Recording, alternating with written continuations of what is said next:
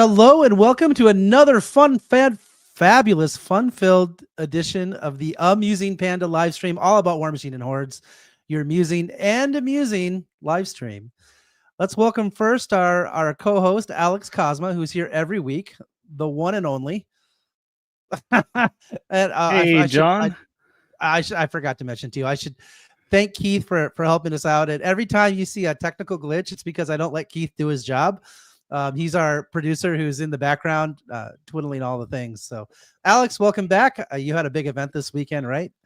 Yes, sirree. Yeah, we're here to talk about the two of the three major qualifiers that went on this past weekend. So there was the Nova Open in Washington, D.C., and I just got back yesterday from the Mox Bellevue qualifier. Awesome. All right, let's add Chris. Fresh off his visit to the Nova Open, he was running a lot of things, including the narratives. How you doing, Chris? Chris. Doing good, guys. Thanks for having me, John. Well, we're glad to have you. And our special guest this week, not that you guys aren't, well, you're both special in your own way, but this is different. Joe, welcome to the show. We're so glad to have you. Joe is a long-time Warmachine and Hordes player. Why don't you go ahead and introduce yourself and talk a little bit about how long you've been playing the game? Sure. Glad to be here. A longtime Muse fan. Love that Muse is back. Started playing in East Texas in El Paso with the Inhospitable Ground group, probably back in 2011 or so, early in Mark II. Later on, moved over to North Carolina and was a Gud Bunny with Keith, the producer, for a few years. Took a little bit of a step back from the game in Mark III around the time Infernals was released, but been back playing for about 2 years now, and played some Legacy Scorn last year. Had a lot of fun with that, and I'm playing Brine Bloods this year. Well, I'm playing Bull Croaks with a side of Brine Bloods when I have to. Nice. No, yeah, Amazing. it's your army we were looking at in the pre-show, right? Yeah, that was all my stuff. It was awesome to see it up here. We're gonna have that playing on the side here. But yeah, that is just scrolling through the photos and stuff. That is an outstanding force. Okay, well, look, we're going to show them off right now because the show is not just about competitive play. And Joe sort of breaks all the rules because he will break you over a table. He's a really, really good player, but he's also an unbelievable painter. And let me just demonstrate. Ooh, I'm excited. Not as excited as we are. Look at these models, man. Yeah, that's my Bull Croak Battle Brig right there. I've got a shaman dancing on the top. Those are my boys. Bogdy Bomb and my Abyssal King. That thing was crazy to paint. It's an enormous model. Yeah. It's an enormous model, and it seems to be printed at something like 80% scale of what it should be, just based on its accessories and the boats and stuff. Right? It should be enormous, and it's covered in I don't know. I think it's got 100 little barnacles on it and a ton of little spines. Crazy amount of detail for how big it is. I have yet to paint mine. Don't say barnacles. They slowed down my Marauder crew painting so much. Look at that head right there. It's tons of them. Lordy. He's just covered in them. But yeah, no thank you. Also a lot of beautiful big flat surfaces to paint on him too. So I didn't mind him. Mm-hmm. Your army. Go ahead. Sorry. So I really wanted to paint Bull Croaks because I love the cadre. And so, you see a lot of Bull Croaks in these pictures. And then I have some Brine Bloods. And for those guys, I gave them all tiki masks. I didn't like the troll faces. I thought they were derpy. So I wanted to add that cool tiki kind of vibe to that part of the army. Where'd you get the mask from? Really nails that Southeast Asian or Oceania type vibe, and just puts it across the whole force. Yeah, they're STLs. To put them on the guys, you have to cut their faces off, which is a little bit terrifying. You don't know if it's going to work the first time, but cut off the faces, sand them down, and then put the STLs right over. A little bit of green stuffing. I think it turned out sweet. I almost like the Brine Bloods more than I like the trolls at this point, just because of how the masks turned out. For sure. All right. The other thing that we want to do is, I guess we're going to be talking about Nova today. And I thought it would be fun for us to play the Nova intro video that Erica had set up and did. Let me see if I can find it. Yeah, the tried and true crew did such a Yeah. great job hyping this event both before and after. I watched that video earlier today and I was like, oh man, that looks like a ton of fun. It was a ton of fun. All right. Yeah, I And love the these thing videos. the thing I want to point out about this video is we always talk about like how much fun and pageantry and excitement and beautiful models and great community these events are, and I think it comes through in this this little music video pretty well. Can you guys hear the music? Is that working this year? Yeah. Oh boy, copyright strike. Here we come. It's okay. It's alive. It's alive. We can get away with it on live. Note how cool the tables look. They did an excellent job with the 3D frame. They were sponsored by Tried and True, the Atlanteans. There's a couple of different games. Here's the store.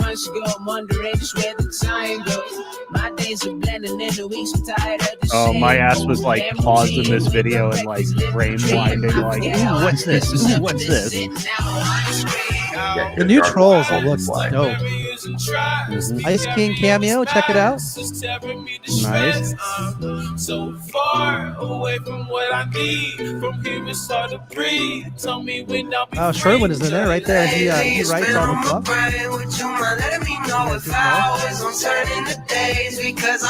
Ah, there's a Joe Wild Justin Dew. Yeah, we'll talk about his game with me. There's Danny. There's Dan Riker. Yeah. Ice King again. There's a Jesse Harchak. I mean, there's just so many people. Right there is Rich Loxton, one of the owners of FFG there. Yep, we got Adam there too. Schwenky.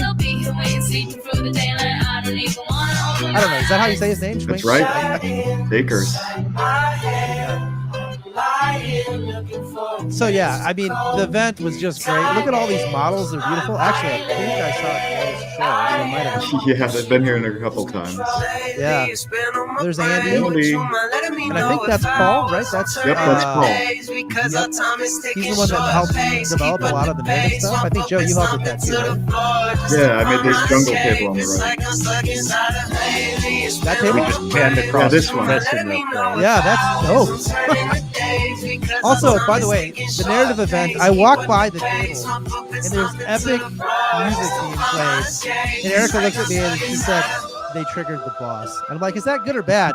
She said it's It real was very bad. It's real bad. But they had music and everything. It was just amazing. Yeah. It's Alec and Ryan.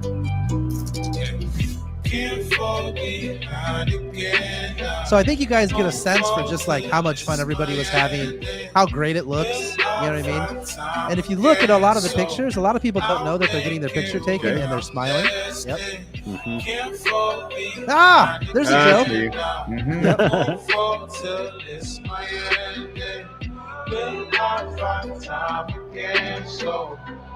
What a great showcase. So yeah, the guys at Tried and True, I'm pretty sure everybody watching this has probably subscribed to them, but if you haven't, highly recommend you go support them. They absolutely deserve it, and they did a great job.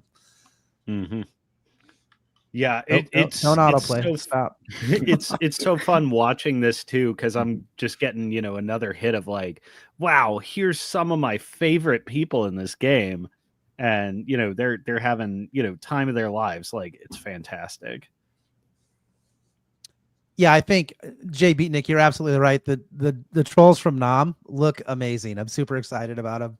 Like they're gonna be fun. I think just low key, trolls have always been the faction with the most character. Yeah. Full stop. And I'm talking old school trolls. I'm talking Brine Bloods, and now these new trolls. Like, they're all just fantastic, in my humble opinion. And my opinion's not very humble, so there's that. I love the new ones because they're not so cartoony, right? They're like a little more serious. They're still crazy, but they got just a little bit more Warmachine in them, I feel. So pretty stoked with that. I do think so too. I actually, one of the things that I relish is I got to spend some time talking with Matt and Rich. Just because, if you guys don't know, when I was doing Muson Minis tokens, we were officially licensed by Steamforge Games for Guild Ball tokens. So I spent a lot of time with those guys talking business and stuff. So remind me later. I'll have to tell you guys all about future plans for Warmachine. Nothing NDA spoiler-ish, but I think the future is bright. So be excited. Oh, that's awesome to hear. And Matt and Rich are great guys. So, to know that Steam Forge was in attendance and that those guys were, not just out there repping the game, but like playing the game, and getting to show off their love and passion, for this whole hobby world that we all share in, and that they now get to own and run the ball on. It's so fun. Yeah, Rich was in every event you possibly could be in. I think from That's like crazy. Thursday onwards. He was playing in the IG qualifier. He just ran up with 2 people, formed a last-minute team. He was in the team tournament, and then he was in the Sunday Steamroller as well. I think Matt played in the IG qualifier, and both of them also did the narrative on Saturday night after the team tournament had wrapped up. Oh, that's awesome. I don't remember. That was wild. When I tell you guys that those guys love Warmachine, it's no exaggeration. It is no exaggeration. Like, I think they love it at least as much as we do, which is a lot. Maybe an unhealthy amount, but it's a lot for sure.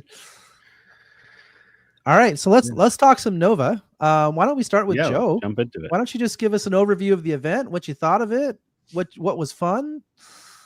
Yeah, so it's a great event. We've been looking forward to it all year. I'm with the Hampton Road Atlanteans, and we wanted to take a bigger role in the event this year, and so we provided the train for a bunch of the tables, and so we've been working on that for quite a while, and also like prepping the narrative and getting some of that stuff ready to go. For me, I'm really not, I'm probably like a 1 or 2 event per year kind of guy right now, and so this has been kind of the highlight of my Warmachine year. The whole calendar kind of revolves around it, and was just really excited to get down there and do it and play a bunch of games, and it was awesome. Everything I hoped for. Awesome. I'm also going to start a petition. It's going to be get Joe to more events. You can't just come on. I will just, I've been threatening to run a steamroller, which I have not gotten around to because my life is crazy right now. But if I do run one, where Tower is, you're going to have to do. Play. Yeah. Yes. It's not Tower anymore though. It's called Bazooka Games. So is it? Yeah. I moved away from Maryland, but man, yeah, I love that store when it was there. Bazooka, new name, new ownership. New ownership. Yeah. Anthony sold it. Yeah. Also, Joe, you could just tell people I'm trying to get him into Warmachine. And if he does, he will have the most complete, radically beautifully painted armies ever. Oh man. It's one of the best parts of that store, right? You go inside and you can see all of his 40K armies, and they're like in glass cabinets all around, and they're beautifully painted. It's incredible. Real gamer's paradise. Yeah. You're talking like hundreds of thousands of dollars of raw models. All professionally painted to like I won't say a golden demon standard, but like a very high standard. It'd be like wow, I can't even imagine. Like best painted kind of standard, right? Like take any of those armies out of there and it could win best painted at a tournament. Man, I'd love him to do that for Warmachine. That'd be so sick. You gotta get him to play. I bet he'd like it. I have gotten him to play and he likes it. I think he's a little scared of it though, because it is a little it's not quite like it's a different experience than 40K. For 40K, it's a lot of finding what's really good and playing as much of that as I can, and then finding what's next is good and playing a bunch of that if I can. And there's strategy. The best players usually win and stuff, but Warmachine is a little more crunchy in the old cognitive department, which we'll talk about later. I've learned my limitations. I can play one game. With my full focus. That's all I have in me. I can play one and then I'm done. I'm just done. There's just no more happening. So I would say that's a good way to put it, in that Warmachine is a game that demands a lot from you when you're at the table. And for 40K, a lot of it does come down to composition, some of it, enforced by their tournament format, that it's, still a one list game. And that your first layer of defense is beating people on a composition level. And I'll get into it too in my Mox qualifier experience. In several of my games, is that the Warmachine really militates that your brain come to the fore, in that you hit the table, the tournament format being 2 list. does require, like, it militates that you're going to play much closer matchups all the time. And it's a really great way to highlight skill. But in highlighting skill, it really demands that you be an active participant in winning the game. Indeed. It's like Or especially some true in cases, Mark losing IV, the right? game. In Mark IV versus previous editions. Oh yeah. Now you have the rack, you have the command cards. Like, you rarely get to, like, win a matchup at the list stage, right? You got to come prepared to the table. Yeah. Well, and what's interesting, and just moving into spoilers territory, I was in the finals at Mox against Brandon Owens, and we were replaying essentially the finals that we played at the NorCal Classic. So it was Vargas versus Shadow Tongue, which is, for me, a very cognitively heavy game. For him, a different kind of cognitively heavy game, because he has to avoid assassination and gallows and frog drags and on and on and on. And, that went a particular way. I think that was a lot of it dictated by who has to do what calculations and how sensitive they are. So we re-racked there, essentially re-racking a past tournament. And then the next day we were paired up in an online league, and we essentially had to re-rack it again. And it was really interesting getting those iterations on it, with such an advanced player, and being able to go through the feedback mechanisms and stuff. He opted to try a rack setup where, like, he was doubtful about it, and like, oh man, I really wish I'd rack Chasen. Like, once you're in the territory of throwing yourself into games, it forces you to mentally level up a lot. Indeed. Let's go ahead and get Chris in here. Chris, you probably spent more time observing at Nova than most of us, because you were doing a lot of judging and a lot of helping out. Judging somewhat. I was helping out with the narrative event, providing support where I could. Personally, work blew up a little bit, so I was also taking care of that in the background too. But it meant that I got to kind of just poke around. I got it on Thursday. Saw a little bit of early pickup games. For Friday, I was running narrative in the morning and helping out in the evening as well. So I just kind of got to wander around. And then Saturday was team tournament time, and Sunday was the steamroller for me. Very, very fun. Lots of really cool games going on. I think I could, see the steam coming off of everybody's head during the IG qualifier. I'm just wandering around going, oh man, I had a nap. I had lunch. I got to watch everybody else just not have any of that. I had the best day just playing narrative, judging that, and running it. And then everyone else was just, sweating their brains out, trying to beat some of the big sharks out there. Joe, you went deep in that qualifier yourself. I did. I got to play JVM. That's like the real market success, right? Yeah. Yep. In a game that matters, right? That's amazing. Yeah. That's the thing. I guess we could make a quick comment about just the competitive level at Nova. There was, I think, 12 Team USA WTC players, 12 or 13 or 11, somewhere in that range, plus a lot of other, like, returning players who are, like, really, really good, and plus just a lot of other really, really good players. I mean, the field was loaded. So there was give you an example there, John. I was signing up for the Sunday Steamroller, and I go into Longshanks and start entering my lists, and I go, JVM, Chris Gunther. Wait a second, I've accidentally pulled up the Masters list. No, actually, like, there were top tier WTC players didn't even make the Masters because of just how they only had 8 slots, so it was only going to be 3 rounds. We were a little time limited, but that's how cutthroat the field was. Like, it was nuts out there. Yeah. When JVM's in your consolation tournament, that's how you know you're in a loaded field. Yeah. It was crazy. Yeah, either that or, he got drunk the night before, which I literally have never seen. So yeah, you'll have to go with loaded field, right? Loaded field. Jake was a good boy. He was in mid by 10.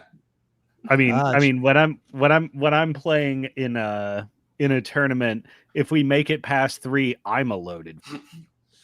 Just as an aside, Mox Boarding House has full restaurant and bar and table side service. Man. I can Oh, only go so many rounds playing it like a good boy. You know what's funny?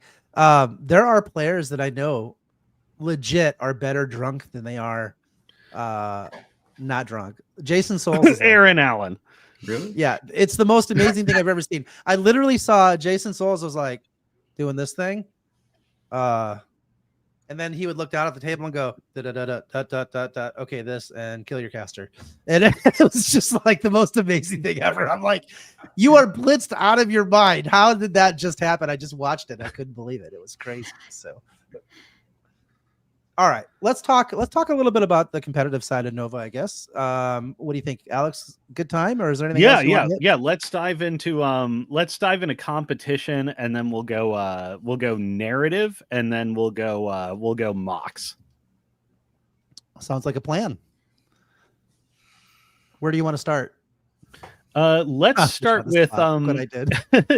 Yeah, John and Joe, tell us about your qualifier experience. I mean, you guys are playing in a loaded field, as it were, and I think both you guys, what I mean, you've got a 1 in 4 chance of hitting just an absolute global hard ass every round.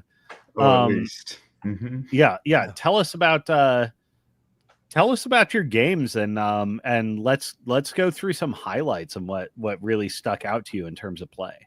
Okay. Well, Joe, if you don't mind, I'll start. No, you go first. Tell me how to do my it. lessons. My lessons are pretty short. Do you remember that time, Alex, my Cosma, where I sold you the idea of swapping in Dices instead of a Mage Hunter Commander in my list? Dumb. So Regrets. dumb. Instant regret. Yeah, instant regrets. Oh my gosh, I'll tell the story, but yeah, because I see 3 Helith games in your record here. Yeah. Also, that's the other thing. I love Hazaroth. I am looking for a reason to drop Hazaroth every round. In every matchup, I'm like, well, I guess I have to drop Helith. Like I played SFS twice. If they have a trike, I'm dropping Helith because I can shoot it off the table. Under their feet. It's pretty fun. They don't love it, but I do. Yeah. And so I play against Sean round 1, and he was playing Rassic without a trike. So he had Shyrus and a trike like everybody does with SFS. So I'm forced to drop Helith. And we're playing Payload, which is considered to be a very slow scenario.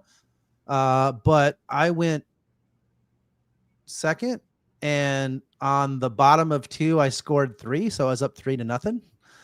And then I had my entire army that was feeded on by Helith in front of me. And Sean looks at the board and he's like, holy crap, I think I lose, because he didn't have a way to clear off the center objectives. I just had too much stuff that was under Helith's feet. It was literally 2 units of cats, a unit of slayers, and like a unit of archers plus 2 heavy jacks were in the middle of the table. And he was just like, yeah, there's just no way. And so he felt like he was so far on the back foot in that scenario, that because he scored 0 and I scored 3, right, that it was just going to go my way. So he was going to go for a janky assassination. So he almost got one of the little lights on Helith. What are the ones that have Hunter's Mark? But it's a melee versus Vipix. Yeah, with the side steps, because it has like 3 side steps. And it was not a good assassination, because I have learned that you camp with Helith. So I had 4 focus, and it was because that's the only way she loses, really. Yeah, and she had IR on her, right? I'm like, John is really smart. This is why I decided I didn't need the Mage Hunter Commander, by the way, because I had learned how to be disciplined in camp focus, right? In learned, so we'll put that in air quotes. Learned. So that round went pretty well.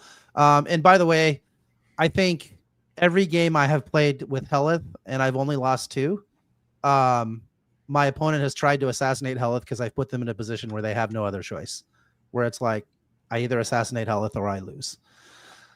So round 2, I get paired up with Justin Dew playing Zat. And this is the first game I've ever played against Zat, right? So that's a lot of cognitive load by itself. Number 2, it's Justin. So I know it's going to be a ball breaker of a game, like it just is, because it's Justin and he's really, really good. And so I'm like, well, I guess. And before the tournament even started, I had sat down with Justin and Cody DeMunn, right, who are two very good Infernals players. And I'm like, okay, guys, it looks like there's a lot of it. There's a lot of Infernals here, and you guys are both playing it.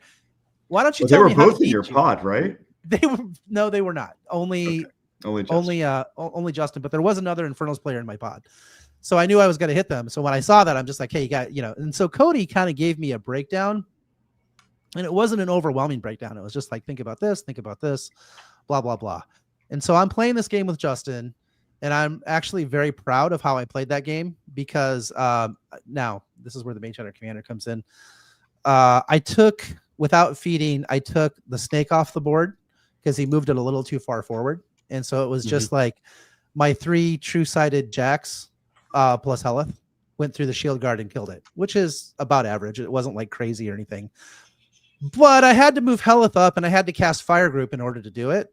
And if I would have had a Mage Hunter Commander, I could have, did the old reform trick and been 3 inches further away and totally lived. But I didn't understand the assassination that he was going to have. And when I explain this, I think you guys will see why, because you just don't think about it. But the way he killed me was we figured it out. He probably had between a 35 and a 40% assassination. But I had set up scenario such because I went first, where I gave him a situation because we were playing 2 fronts where I was threatening to double score both sides. And he just either has to put his entire army into my feet, which he does not want to do, or let me double score one or the other, or possibly double score both if he doesn't commit hard enough in a place. And so he's just like, I think I have to go for the assassination because like any which way this goes, it's really, really bad for me. And the way he killed me was he got flamethrower horror. I forget what he's called, to get 2 attacks on Heleth. Yeah. I'm camping 2 with IR. So he got those 2 attacks, 1 Orin attack, and a bunch of blast damage from a bunch of random stuff and a scything touch, which is not a great assassination. But, and also for the blast damage to hit, he's got to roll. Let's see. I was def 19 or def 18. Def 18. So what's that's rat? Just hits you. What's that? It's blast damage. So he just no. He had to hit my jack, which was behind cover, right? So to get the blast damage on me, he had to hit like an 18. And I think Zat's like a 7, maybe it was 11. 6 or 7, yeah. Yeah, I think he's a 7 because he hit every 11, of course, as Justin does. And then he got 2 blast damage rolls on me, and he rolled a 13 on each. Now, one was with a reroll, but I'm just like, dude, okay. Because it's dice minus 10 on the blast damage, right? So he's like, take 3. And I'm like, well, I guess I'm not spending focus on that. Whatever. And then he cranked the living daylights out of the whatever the spray roll too for damage, which is fine. I mean, went on her feet turn with exactly that kind of run. It's pretty fun. yeah. So I'm like, okay, fine, whatever. I lost to Justin. I don't feel bad about this. But the thing that I learned, number one, if I have a Mage Hunter Commander, I either have 3 shield guards, which shuts that down because I just whatever. I can't stop the sprays, but I can certainly stop all the AoEs from hitting me. Or I have reform and it doesn't happen at all. Right. And the other thing I learned is Mirage on a unit of cats is actually really hard for Zat to deal with. That by itself almost completely shut down a flank because he's just like, well, I don't really want to be charged by these. So he's like trying to play the game with me. But I just created a situation where I had 2 units of cats and a unit of archers on that flank. And I had another unit of archers in the middle that could support that flank if I wanted to. And I had my all 3 of my heavies on the other flank with that unit of archers in the middle, plus some other, Hellas guns or whatever. Like I said, I created a situation where he just was like, I just don't have a good way to interact with this scenario now because well, that's a really great point when it comes to Infernals. And this will come up in my tournament experience as well. is Infernals is actually one of those factions that every caster has a threat range extender, but actually most of what they're doing is attempting to overwhelm you on number of vectors, because they'll basically always have more heavies than you do at list construction level. And despite every caster having a threat range extender, their threat ranges are pretty mild. And as a faction, they're very easy to out threat, especially because, due to the design of legacy factions, they don't necessarily have the combined arms, range timer that a lot of factions can really exert heavily in new armies. If you just have that one big alpha threat that you push over the edge where Infernals is able to compensate for it, you can dictate a lot of the game to them. Yeah, absolutely. And I'm starting to appreciate Mirage more and more. I think I'll be racking that way more often, just because of what it does in scenario for me. And I've kind of gotten over my lack of aggression in scenario. I actually play scenario really hard now, and I think that's the way to go. Yeah, I mean, Rites of Torment is, I guess, that's a good point. Rites of Torment is really good, but that's a heavy that you have to move in, and that's not where I was blowing up the 40 millimeter side, right? Because he has all those horror things, the medium based goobers. Howlers, yeah, that's it. Those things are really good, and I mean they do threat 12. So if you out threaten them, it's just like he has the option of losing all his howlers or waiting for the feet turn. So then I guess he could have jammed in with everything on the feet turn, but he's still getting charged by 2 units of cav, and it's going to do a lot of damage. So it's not good. That's something that just as you were saying it occurred to me as one of the biggest reasons that there's a difference in the kind of threats that new factions versus legacy factions project, and how these are really, really variable. Because it used to be in Mark II, Mark III, you could bait being just in threat range of an enemy unit, like, the of the day equivalent of cats or something like that. Like, oh, I'm 12, you're 13, so I'll give you this one lead howler and give you the opportunity to screw up by going for it. Yep. But nowadays it's, if I connect with the lead howler, I connect with the entire unit. And if I can connect with the entire unit, odds are good I might even connect with the second unit. Yep. And there's some Mark II, Mark III armies that just in the way the game was designed at the time have a particular kind of vulnerability. Infernals are still very good. Like, they run up there with the best of them in terms of modern factions and modern armies, but they do have this built-in weakness that's like super high impact. Yeah, I actually just think that Helith is well positioned to play that game. I mean, talking to Cody, he was like, yeah, it's one of my more uncomfortable matchups. It's one I could win, but it's not one. It's a lot of who goes first. I mean, going first is pretty big in that matchup. But again, I just have all the tools I need to like force scenario in my favor. And like I said, every game I play, spoiler, third game I lost. But listen, I lost to Justin after like burning my noodle. I sit down with Jeff, who's a really nice guy and a very good player. And I've seen Shyrus played before, so I thought I knew what she did. And I was like, okay, yeah, whatever.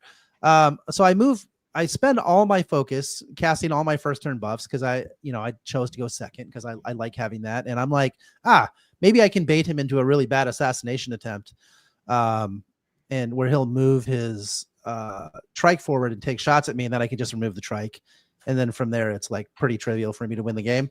So I move up behind this wall with 0 camp, right? And I know Shyrus can move up and shoot me. But did you know that she has Shadowbind on her Yes, I did. weapons?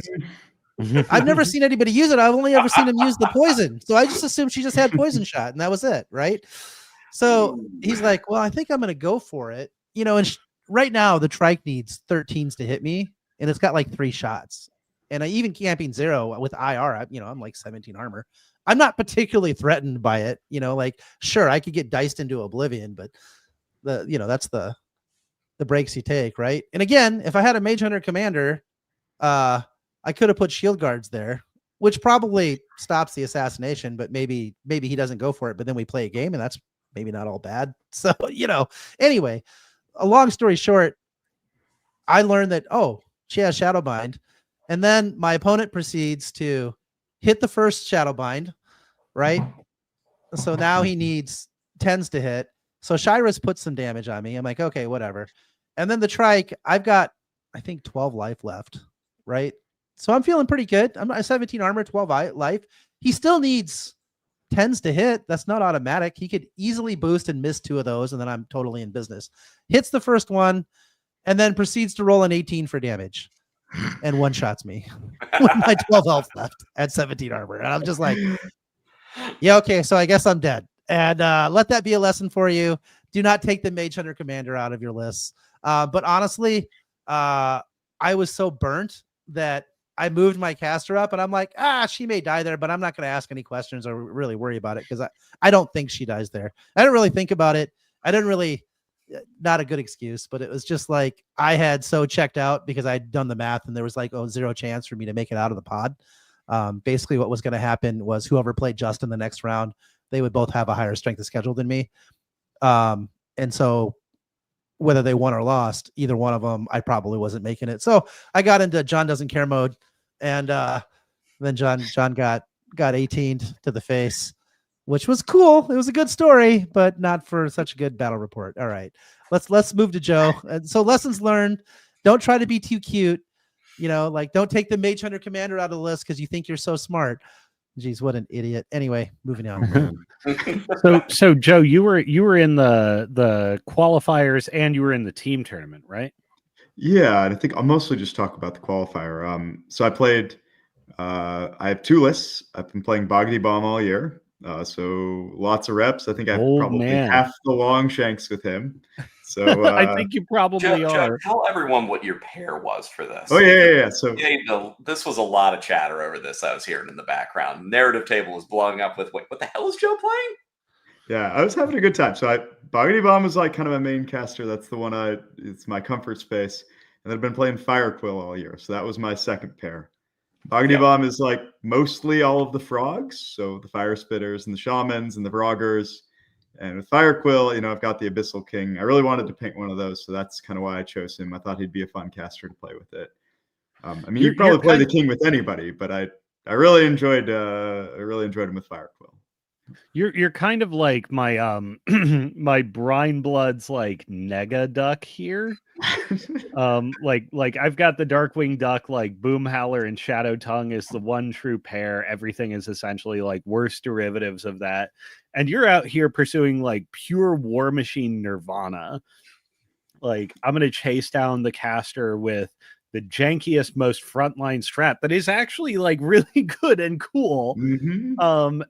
And then play the other bizarro orphan that I haven't found a home for, but that's awesome that you're just like repping this out there team and just really going for it and messing people up. Yeah. I mean they're super fun. I've had a lot of success with them. Firequill's kind of good right now if he doesn't die. There's just so many characters in the game, and he loves shooting them. Like he can kill half an aberration, no problem. Like, that's your awesome. opponent has a bunch of character solos, character units. He loves killing that stuff. But Boggity Bomb is kind of where my heart is. I love Makeda 3 back in Mark 2. I love a Warcaster that can get work done and like close out a game, and he's one of them. I mean, I think well, I'll tell you a little bit about my games, but he absolutely does some work. So the first round I got paired into Adam Pricer. We saw him in the video, big old cowboy hat, and like he's got these crazy dice that are like bullets. He played Huxley, and we're on payload. I dropped Fire Quill for this one. I think I could have played either list, but I really like Fire Quill on payload. I like to play a really slow strategy. I want to dominate my 50.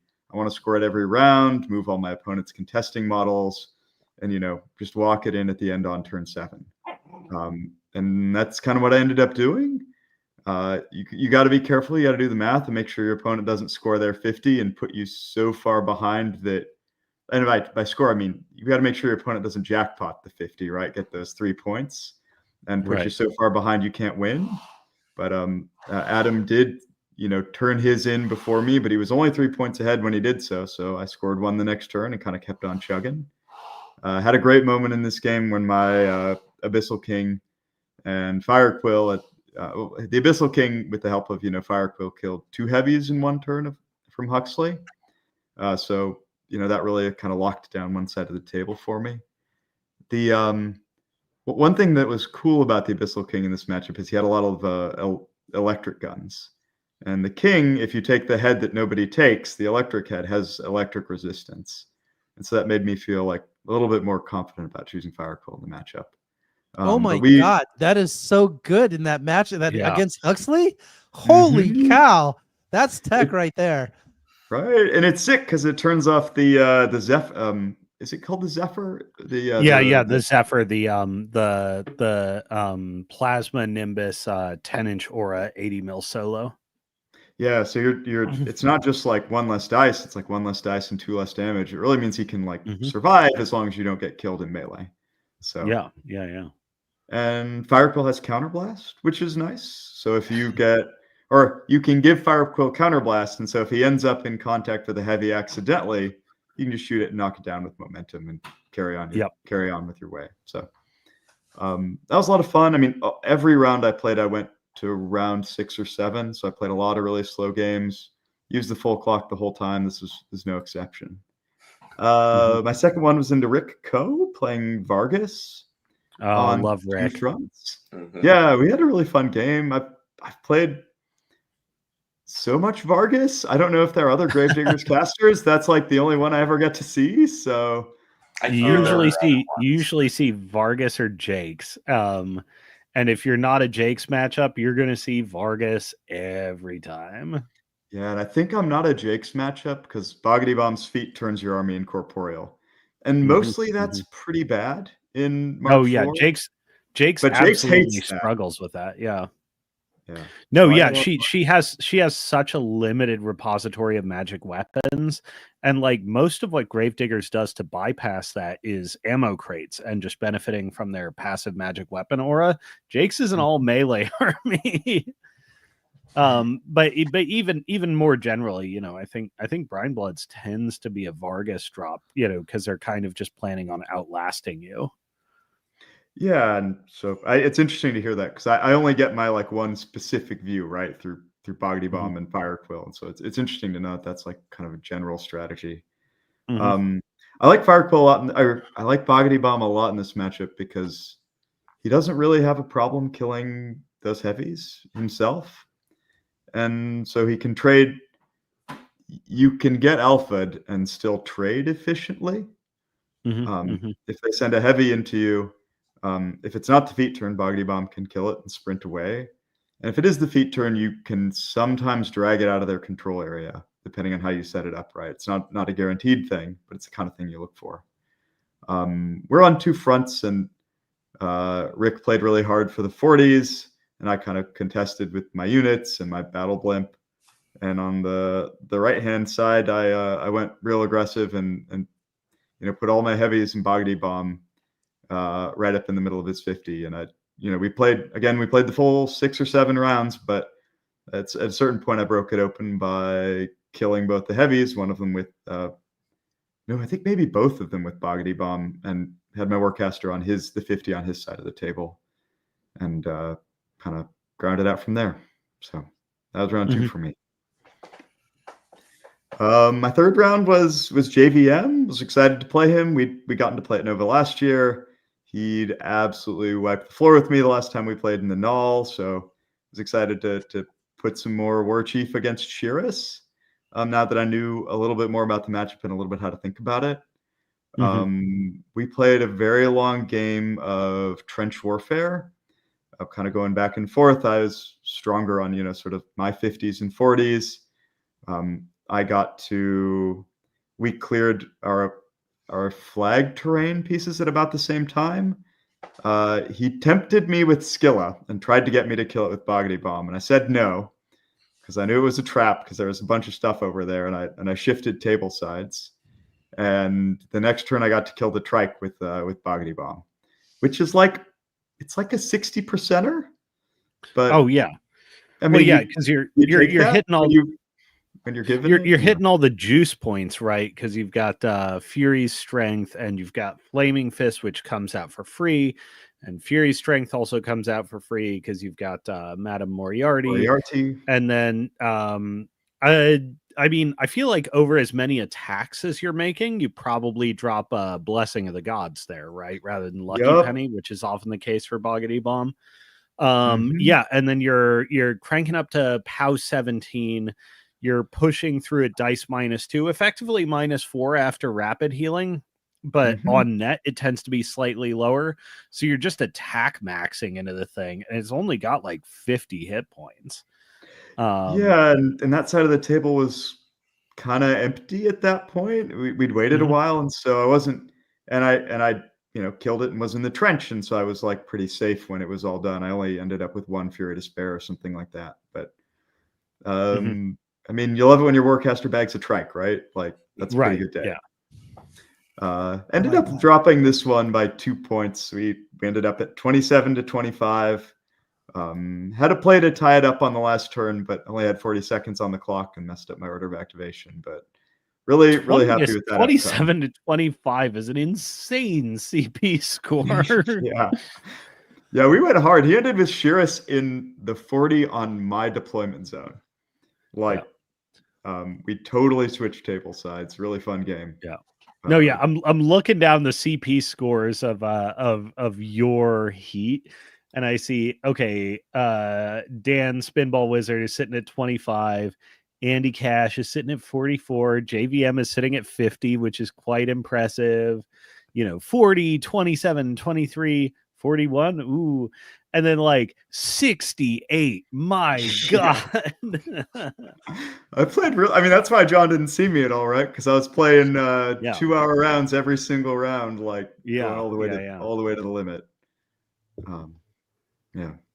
So that was a really fun game, real highlight for me. And then my last one was against Michael Garbarini. I think Yeah, from yeah, Buffalo. Is that another right? awesome dude. Yeah. He's a Buffalo Crew guy. He was on my team WTC 22 and 23.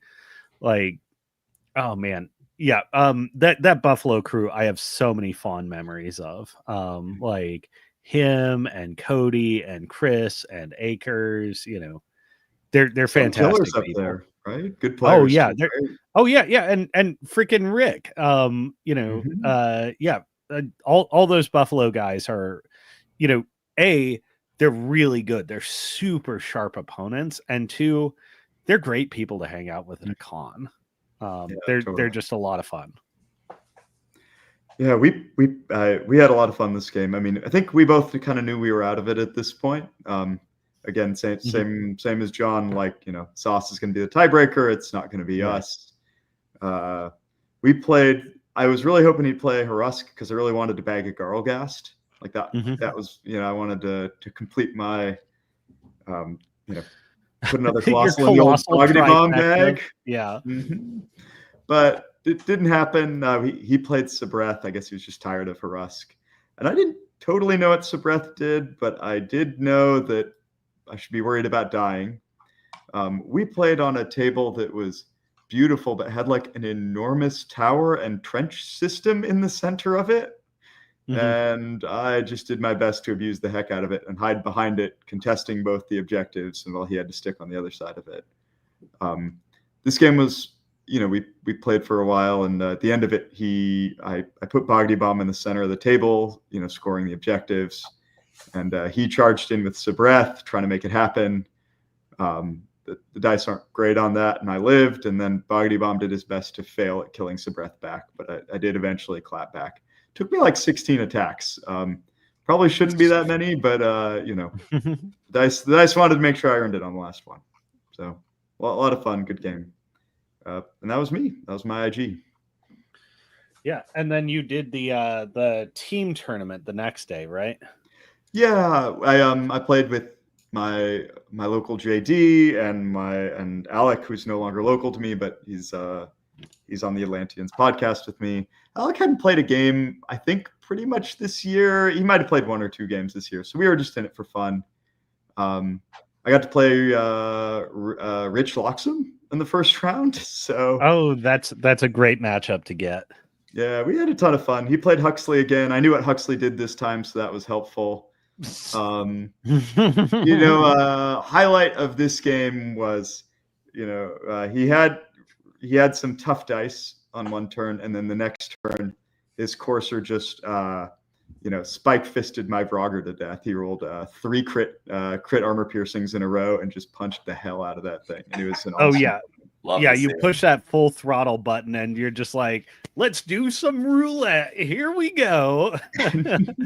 Is it going to take 1 courser to kill you? Is it going to take 4 coursers? We don't know. Let's find out. We don't know. I was cheering for it, though. I was like, this is going to be an epic moment if it happens. And, oh, man, when the third one happened, it was like, you're just, you don't care anymore. It's like watching a great run at a craps table in a casino. Like, it doesn't matter where your bet is. Everyone's fucking jacked for what's happening. Oh, sorry, John. That's all right. Family friendly, remember? Mm-hmm. Well, I'm getting caught up in the craps game myself. like I can just feel the emotional excitement going up when it's like full throttle. Here we go. Yeah. I played Dan Raven in the second round. He again didn't drop Horusk for me, gave me some more breath practice. Played this one all the way to time. I lost on the clock. So I didn't realize I played such long rounds, but now that I know that, I'll be a little bit better about my clock management in the future. We had a real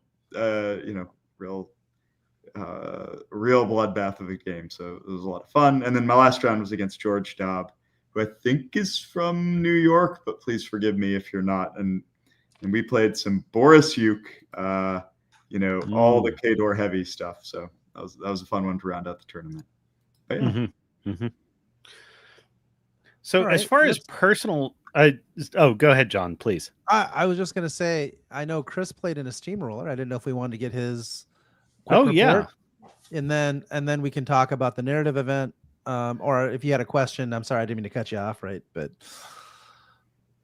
oh no, you're good. I was actually going to say also, I was in the team tournament as well. Personally, went 3-1 in the day. The team went 2-2.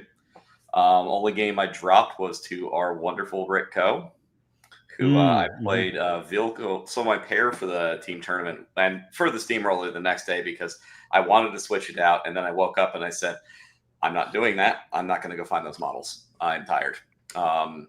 So my pairing was Vilkul, and then I looked at my brother and I said, who should I drop?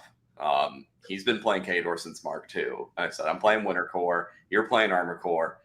And who do you want me to drop? And he said, Boris. So I went, crap. Okay, fine. I'm going to make a Boris list. So I made, it was called in Longshanks, a dumbass Boris list. And it was exactly what it sounds like, with Colossal, Grind a Great Bear, Razor, Razor. And then I played that with my brother in Armor Core and Adam Pricer in Old Umbry, and our team name was K-Dorable because, the meme.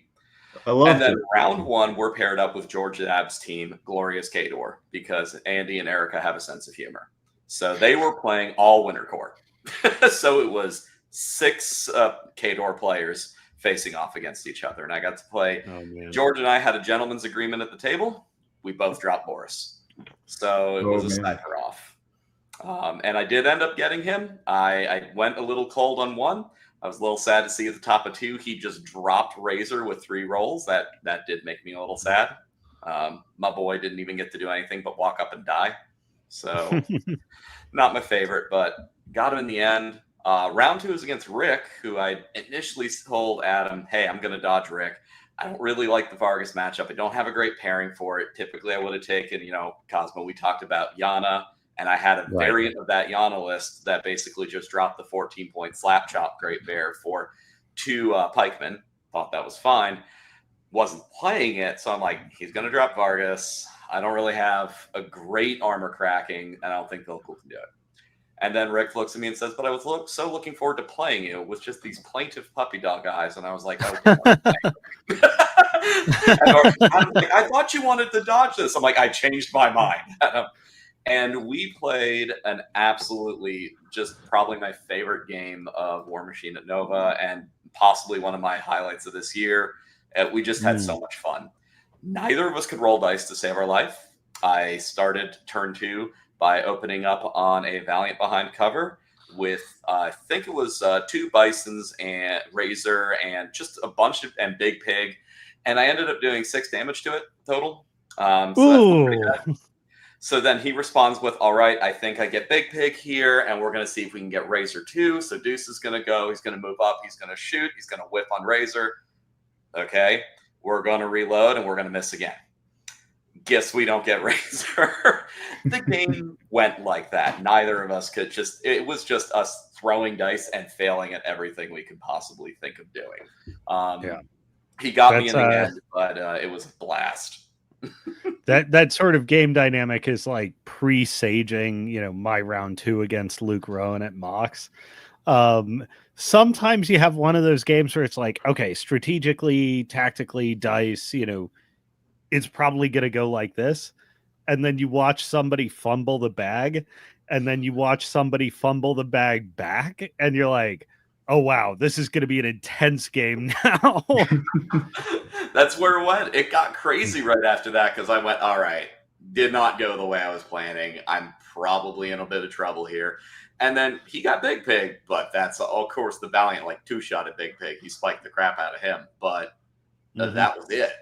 Everything else he wanted to do for the turn, nothing worked. He played Vilcool before going on to Gravediggers a lot. He knows what she can do. Vargas was in home base on the board edge most of the game, just like on his right side of the board as much as he could do, 24 inches away, like not even risking it close. And there was a play on the board that could have got the game going on longer, but I didn't see it as much. I sent Vilcool into Deuce, murdered Deuce, and got murdered in return.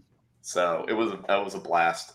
Third game was against who were we playing? Oh, it was I think it was a more last minute team that was put together. I was playing against Glenn Connaught, who was playing Storm Legion. He dropped Calder, I dropped Vilcool, and then he moved up, I moved up, he moved up, got Calder behind a wall, camping 1, deflections up, and within 17 inches of Razor. Ooh. So I did things.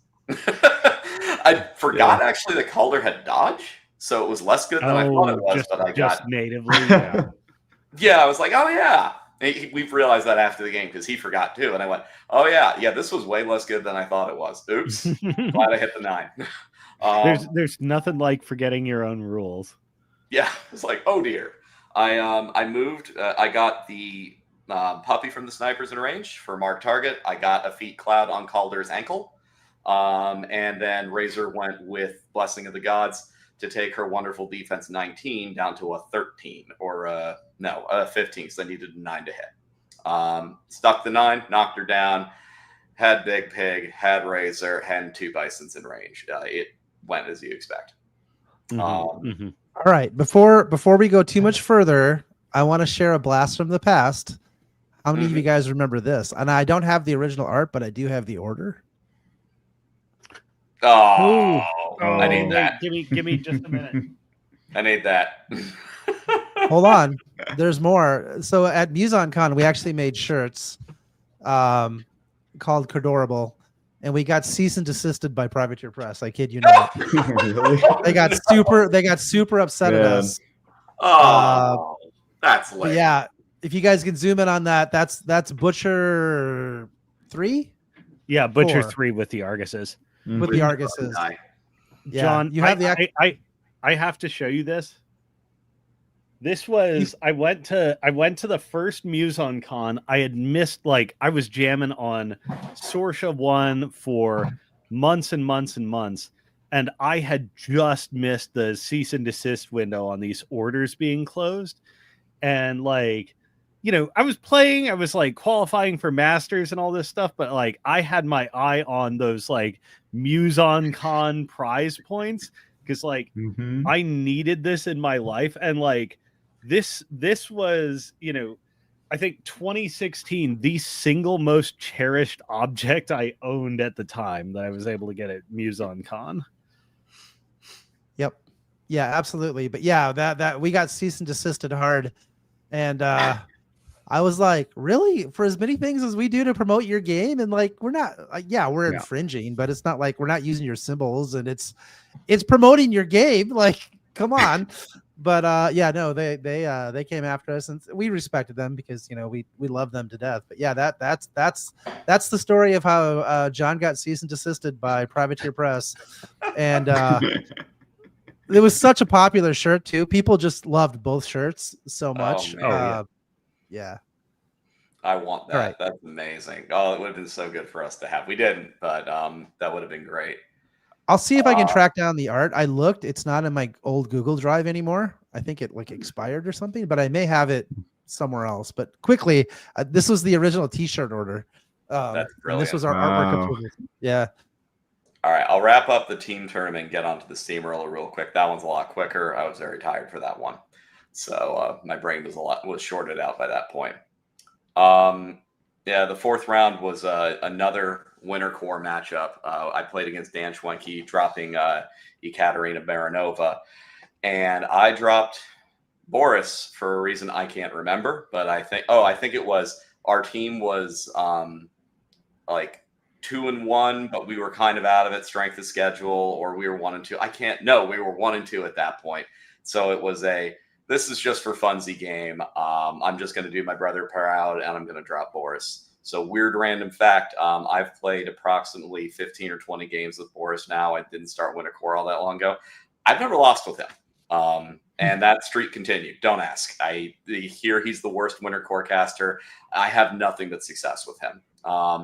I played a great game against Schwenke. The board wasn't in his favor, and I was able to just grind out scenario with the Mastodon being absolutely obnoxious the whole game. And we kind of just gummed up around this giant train that was on the board. Played patty cake with scenario. It was two fronts, and then I broke scenario wide on the left front with the Mastodon. Killed all of the models that can contest, and then just kind of rode that home. That Baranova list is really interesting. Like, what did you think about it? It's got the double Sky Raiders, Apparition, Oxilla, It was a single Sky Raider on his end, but he had a splash of the Wrecking Crew with Iron Flesh, which he racked Poissance against me. He didn't rack Iron Flesh, but Cosmo knows that I'm a huge fan of just this 10-point splash of Wrecking Crew just to get in your grill and do stuff. They ended up costing him possibly game-winning scenario point because he just couldn't get them all around the objectives, and then that also prevented the Hounds from double scoring. So there was just kind of a traffic jam on the 40 mil side for two fronts. So it took him a turn longer to double score than it did me, and that did break the game open. But I typically love them. He took the Hounds as well. He had his own Razor. I called him Evil Razor. He had the Nerd Dire Wolf, the 10-point. The 10-point that's supposed to be a gallows bot. Ended up, it was just kind of a grinder. He moved on my feet turn. He moved Aberration up to start putting pressure on my Mastodon. I was shooting him with a Great Bear, and so he made a little bit of a tactical error. He advanced Aberration into the Great Bear's melee range, and I was like, okay, well now I get melee attacks, so I'm just going to punch you instead of boosting my damage rolls. So I punched him a bunch of times, and I couldn't not roll fives. So I just kept doing this. Here, 5 points of damage, 5 points of damage, 5 points of damage. Like, okay. And then Razors in walking range go in and go, here's another 5. Here's another 5. You're dead. So he hyper-aggressive Aberration for it and just gave him to me. And I didn't, it didn't cost me anything really to do that. So, Aberration's not nearly as durable as you think it is. Definitely have to play it a little bit more. I mean, when you walk it into two heavies and then a Mastodon who has yet to activate, it's gonna die. So maybe be a little cagier with it than that, but that helped me swing that flank pretty good. Really fun, really hard game, hard fought game.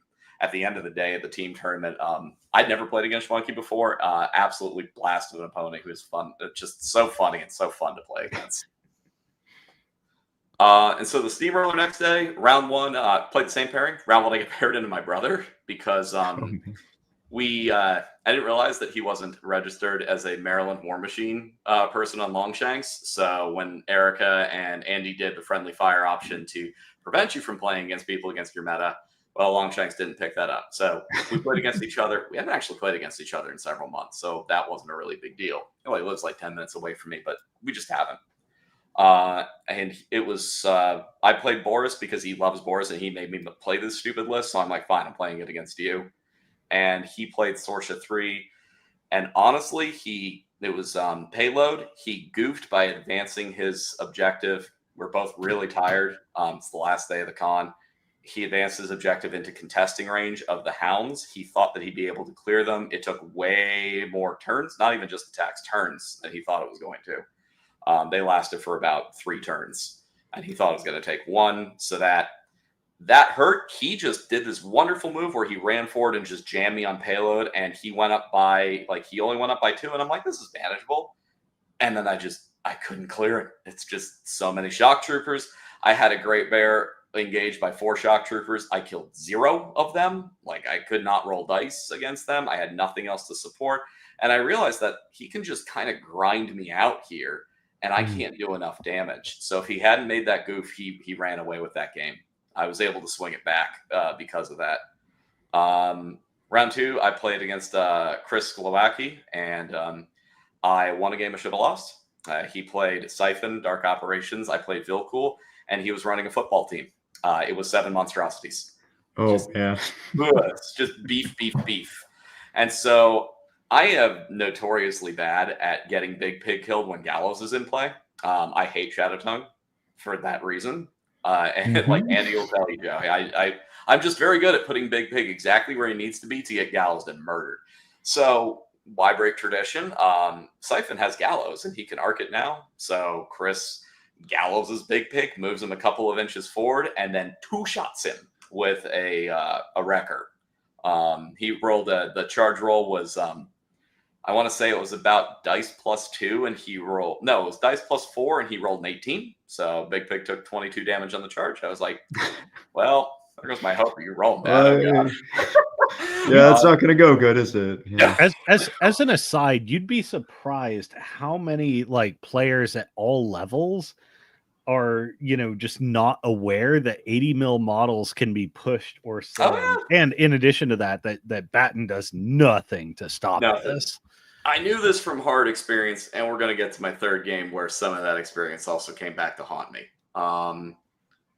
And he got Big Pig, and I just kind of jammed the middle ground. But it was very clear I was losing attrition. He did a very good job of keeping Siphon behind a forest. I'm like, Vilcool doesn't have a run. And then the following turn, he comes in to sort of seal the deal on attrition. He does that, but he gets a little cute with Siphon, tries to take over one of my bisons in the center, stationaries it, which pulls Siphon out of the forest. Can't see him. That's a problem. But then he moves an Empower unit right next to him. Very clearly something I can see in the forest. So as soon as it clocks to me, I look at him, I say, I got to run. I'm going for it. Vilcool got on Siphon and killed him on the last attack. So, like I said, no business winning that game. All he has to do is put Siphon anywhere that Vilcool can't get to, and I lose. But I was happy to see that on the board and just sneak that out from him. So going into round 3, I'm undefeated, JVM's undefeated, and Chris Gunther's undefeated. And we're only playing 3 rounds. I get the pair down against Dan Raven. He drops Horsk, and I drop Vilcool. Both of us are so tired at this point. I don't think I think we're communicating in grunts and not English. That's the way late con rounds go, especially if you're in a long tournament. You're barely even human anymore. We were functionally sludge. It was bad. So I had brutalized my brother because he loves playing shock troopers with Razor enough to know this interaction, but Dan forgot. So here's the stat for the game. Razor's total kill count across 3 activations was 3 Nashers, 3 Axers, 2 Barragers, and 2/3 of the Gas. Oh my God. He just went it was Christmas for Razor. Dan ran up and had Nashers and Axers all base to base, and I just went, we're going bowling. It's not Horsk's feet turn. I know this matchup well enough to know that if you take the Axers especially, but the more medium bases you take out before that feet hits, the better off you are. And then I just like cranked collateral damage rolls and just obliterated 5 of them. Swift Hunter murdered the 6th one with the shield. It was bad. So obviously a big tilting match. We played back and forth for a while. He was putting a lot of pressure on Vilkul, and I was tired and scared, so I kept running her away rather than look for a cagey way out of this. Game ended. I ran her across the board right behind the Bison, gave him a freaking slam from the Bison over Vilkul. He had 3 models left on the board, one of which, of course, is the Siege Jurassic with a harpoon. So slam Bison over Vilkul. Bison goes 6 inches. Vilkul's clearly in line of sight. Skewer her on in. Pound. Had the game in the bag had I just, not done that. Right. It turns out I would have been first. I thought that I was out of the running in this one. John, I kind of had your brain where I'm like, best I'm playing for is like 3rd because it's JVM and Gunther. Well, Gunther won against JVM. You saw his picture in the tried and true video. And his strength of schedule was equal to mine, and I had more scenario points. Mine probably would have been better had I won. So I was like, crap. I just threw away first place. I got failed. Oops. Oh, well. Always next year. So that was it. Yeah, it was a ton of fun. I had a blast. Sounds like it. Yeah. That's not quite it, because you were also running an event, and it was super duper secret, under wraps. Couldn't even tell your co-hosts like what you got planned. So talk to us a little bit about the narrative event and what happened with this big god monstrosity that got added to our outline, and I was gonna say, what that was all about. John, I'm gonna need a little support here, that when I talk about that reveal, we're gonna need to splash that picture up on the screen, because this is insane. This was silly and a lot of fun. So I worked with the Tried and True crew on play testing this event in early August. I couldn't talk about it because we wanted it to be a big surprise, but as soon as I played it, I'm like, this is going to be a huge hit. So the theme of the event was basically picking up the pieces of Circle or Boros. Circle had gone to ground, hadn't been seen in quite some time after the Infernal invasion. But these magic rocks were kind of like starting to pop up all over the Iron Kingdoms, and around them there were these temporal distortions happening. Things were blinking in and out of existence, teleporting around, and basically smarter arcane minds realized that the ley lines that Circle had tapped into were kind of going a little wonky, a little wacky here. But that also meant that teleportation technology was starting to become free game, because whoever held these rocks seemed to be able to, control, or at least be able to teleport distances. So we had split players. It was 4 players per table. We had 3 tables together that each represented areas of the Iron Kingdoms. We had Kador in snowy, raven-filled wasteland. We had Zoo, the southern tropical-looking areas. And then we had, we had Ios. The ruins of Ios was the 3rd one for our forest. It totally wasn't Endor, we promise. It was a great, it was just this great spread of tables. 4 players on each one. We were playing no read. They were connected together, but we weren't allowed to pass between them.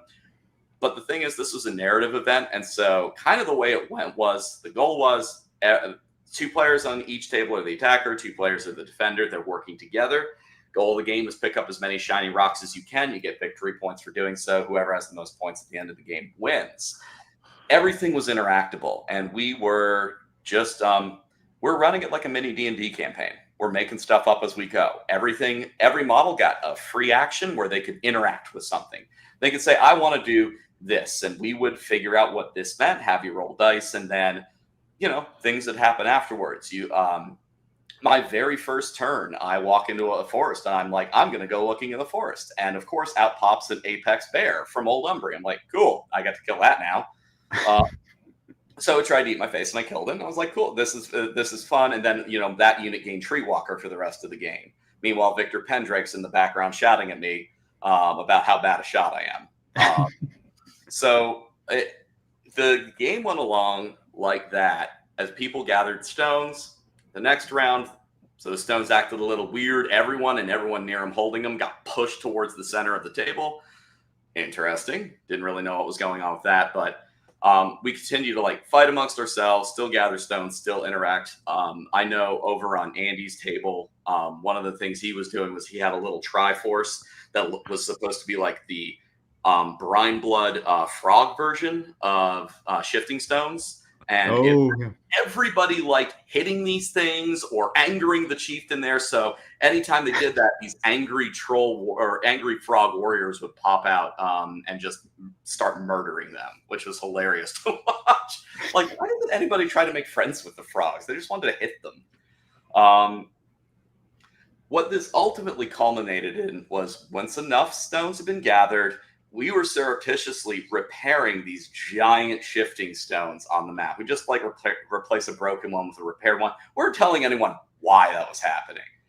It was happening because as the stones were getting gathered, power was being channeled into the center of this nexus, the center of these ley lines connections point, repairing these obelisks, these shifting stones.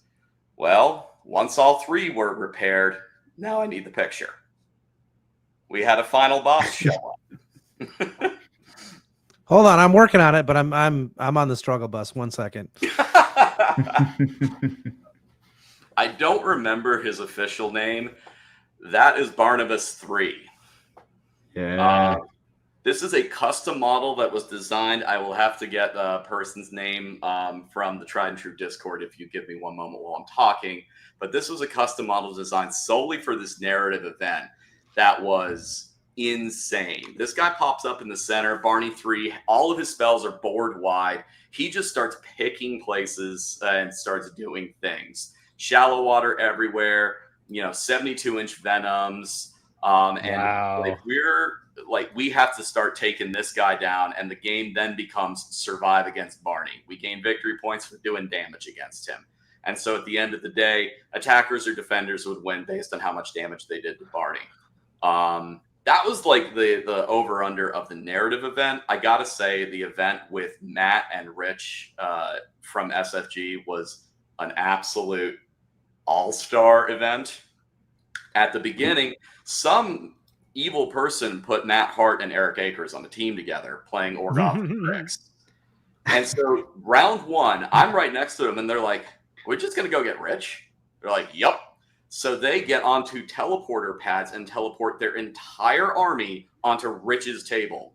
Rich locks them. We had to revive Huxley like 3 or 4 times because they just kept killing him. There's this great picture of just them. Oh, I got to put that in one in there too. I was just looking at it. There's a great picture of them just standing over Rich. And you could just see the look on his face. All right, hold on. Let me get this in there right underneath Barney. There you go. I just slapped it on there. That was hilarious. And this picture. Yeah. So that the look in his face where like you can see Matt right behind Akers. It's just a Crix army and an Orgoth army. 100 points of bad guys coming right behind Huxley and just eating his lunch. It was so great. And they just kept doing it. So it was so fun to watch this event go down. So many different like wacky things. During our first game, David Lee had Vilcool get swallowed by Barnabas and then cut her way out of his stomach, Rancor style. Did 30 points of damage in one attack and killed him. It was beautiful. Like, wonderful, beautiful events where you just kind of got these like dynamic, dramatic moments. And talk with the SFG guys afterwards. They did actually get a copy of this model, like for themselves. The only 3 were nice. And one was a gift to them. Rich and Matt were super thankful. They were very complimentary of it. And, Rich said, you just don't get this kind of experience like playing any other game. This is where the real fun is, when people just cut loose. He's looking at this model, and the first thing they're thinking is not copyright strike. Their eyes are lighting up like, this is the coolest damn thing that we're doing tonight. This is so fun. Well, yeah, and it's a serious like Hidetaka Miyazaki. Like, if you're playing boss music for this thing, you just went through a fog gate, and like the boss is spawning in. It's because I was looking at the Barney model from that photo, and I'm trying to process like, okay, where's his other jaw? And like, no, it's split, and his mouth is opening up down his torso, and he's got like a tongue coming out too. Like, Oh, it's so gnarly, and there are skulls all over the base, and like, Yeah. he's just covered in bones. Yeah. Yeah. Well, it's a really special thing to get to play in an experience like this. And like, if you've ever been a lifelong game master for your D&D group or whatever, it's also a really special thing to be able to provide this for other people. Cause like, you get to see the look in their eyes when, the world goes wild, and it's so much fun when people are walking away from the table going, wow. Speaking of which, so Barnabas 2 did show up. We had Dave Portal and I can't remember, it was Bill from Buffalo playing together. And I put a picture of the two of them in the notes there for you, John. They decided instead that they were going to worship Barnabas. So they spent every turn trying to heal Barney 3 because, it's Barney 2 and Barney 3 on the table right there. So totally sandbagging their team without realizing, but it was amazing. Yeah. So funny. So there you go. You got little guy and big guy right next to each other. And we also had these little mini Barnabases, Barnabi, I don't know, that we got that were 3D printed out and just given away as favors for attending the event, as well as wooden coins that said, "I survived the weekend at Barney's." Mm-hmm. Nice. It was a blast. So I don't know what they're going to do for next year. I'm definitely going to help play test it again and help run it again if they'll have me.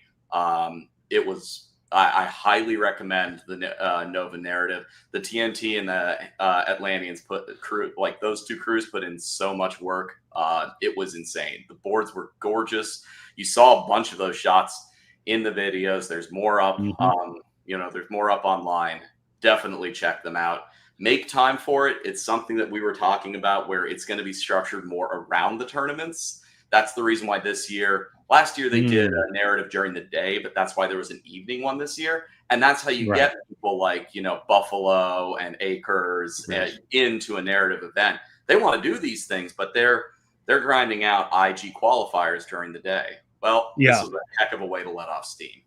Yeah, It's yeah. also- I remember that being a constant challenge during like Adepticon or Lock and Load. Is like, I would love to do this kind of thing, but like you're putting me in an either or, So it's so cool that you got to put, people on the table and get them to experience this when they're normally tournament hard asses, and like, let's go in for some real fun here.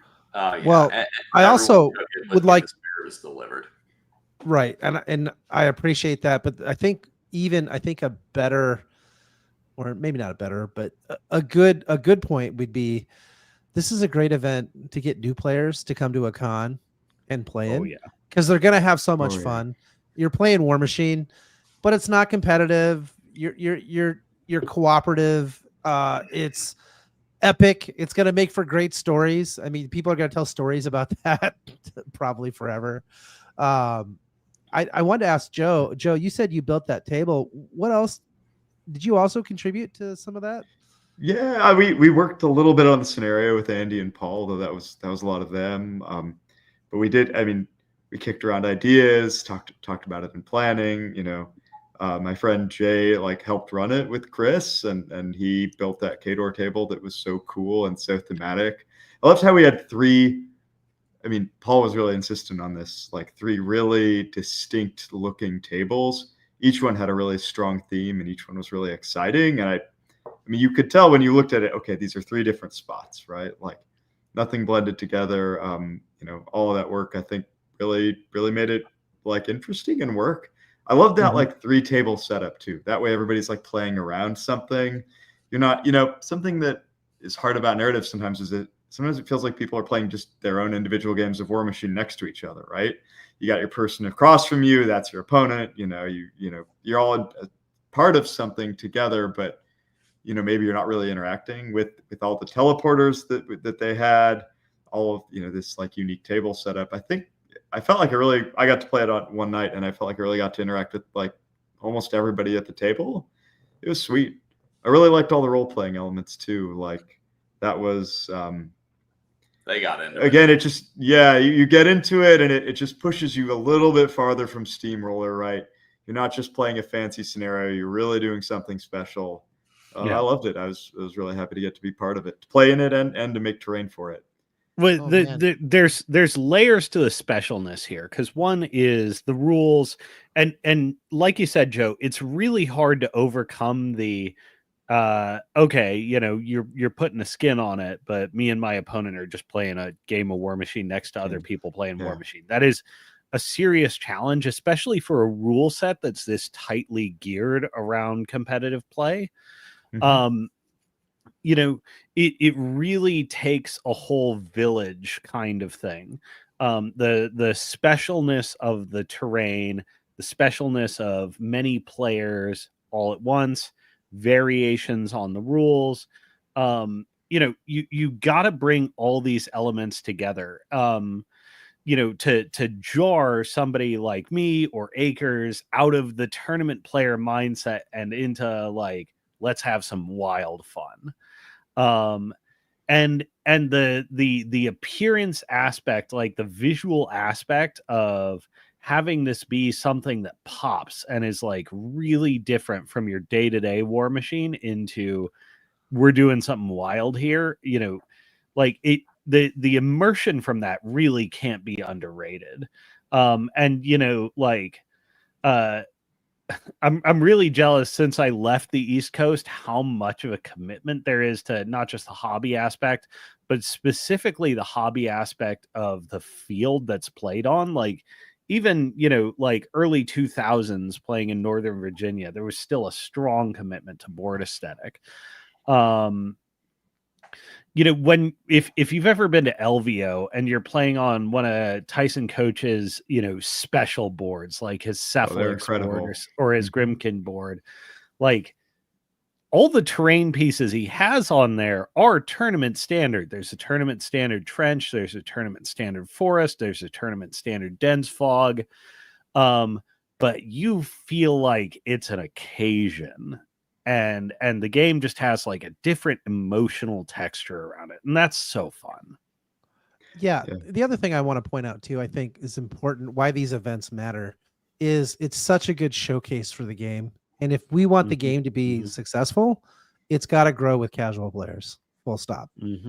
Now, a lot of competitive players don't like having this discussion, right? Because they want the game to be completely competitively balanced and perfect, and everything else doesn't matter, which is just not true, because they proved that with Guild Ball, because that game died because it got to be balanced so well that it was solvable, right?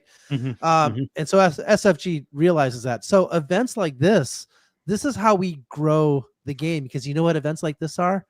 They're fun. They're super fun. And when people have fun, they're like, dang, I got to get some of those models.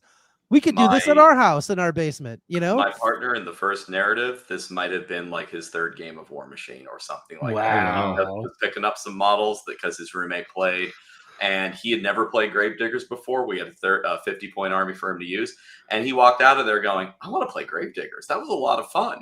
He had a great time, and I couldn't have been happier. I'm like, oh my God, this is the best experience right now. This is why I was like, have fun over in the IG, all the sweats. Oh, by the way, I was talking with Rich on Sunday. I gave him that slang. He's like, sweats, huh? That's what you call the hyper competitive players. And I was like, that's a term, yeah. And he's like, we've got one in Britain, so you guys get this one out. Full kit wankers. Full kit wankers. I was like, oh yeah, I'm taking that one. I remember those guys lived in London for 6 months, right near the Tottenham Hotspurs stadium. So I can tell you. Oh wow! Oh god! You do realize Rich was a full kit wanker at one time, right? Yes. One time I was sweating all weekend. I watched him. Exactly. Oh man, that's amazing. Amazing. So, all right, well, go ahead. This is a fun transition point, because in the Pacific Northwest we had one player who was who is a Brit that had moved over to America, Jack Taylor. We had a fun discussion with him over breakfast. His insistence was that Americans can't say wankers because we say it wrong. And essentially the consensus was, what's wrong with Americans saying wankers? Americans can't use the hard R. But anyways,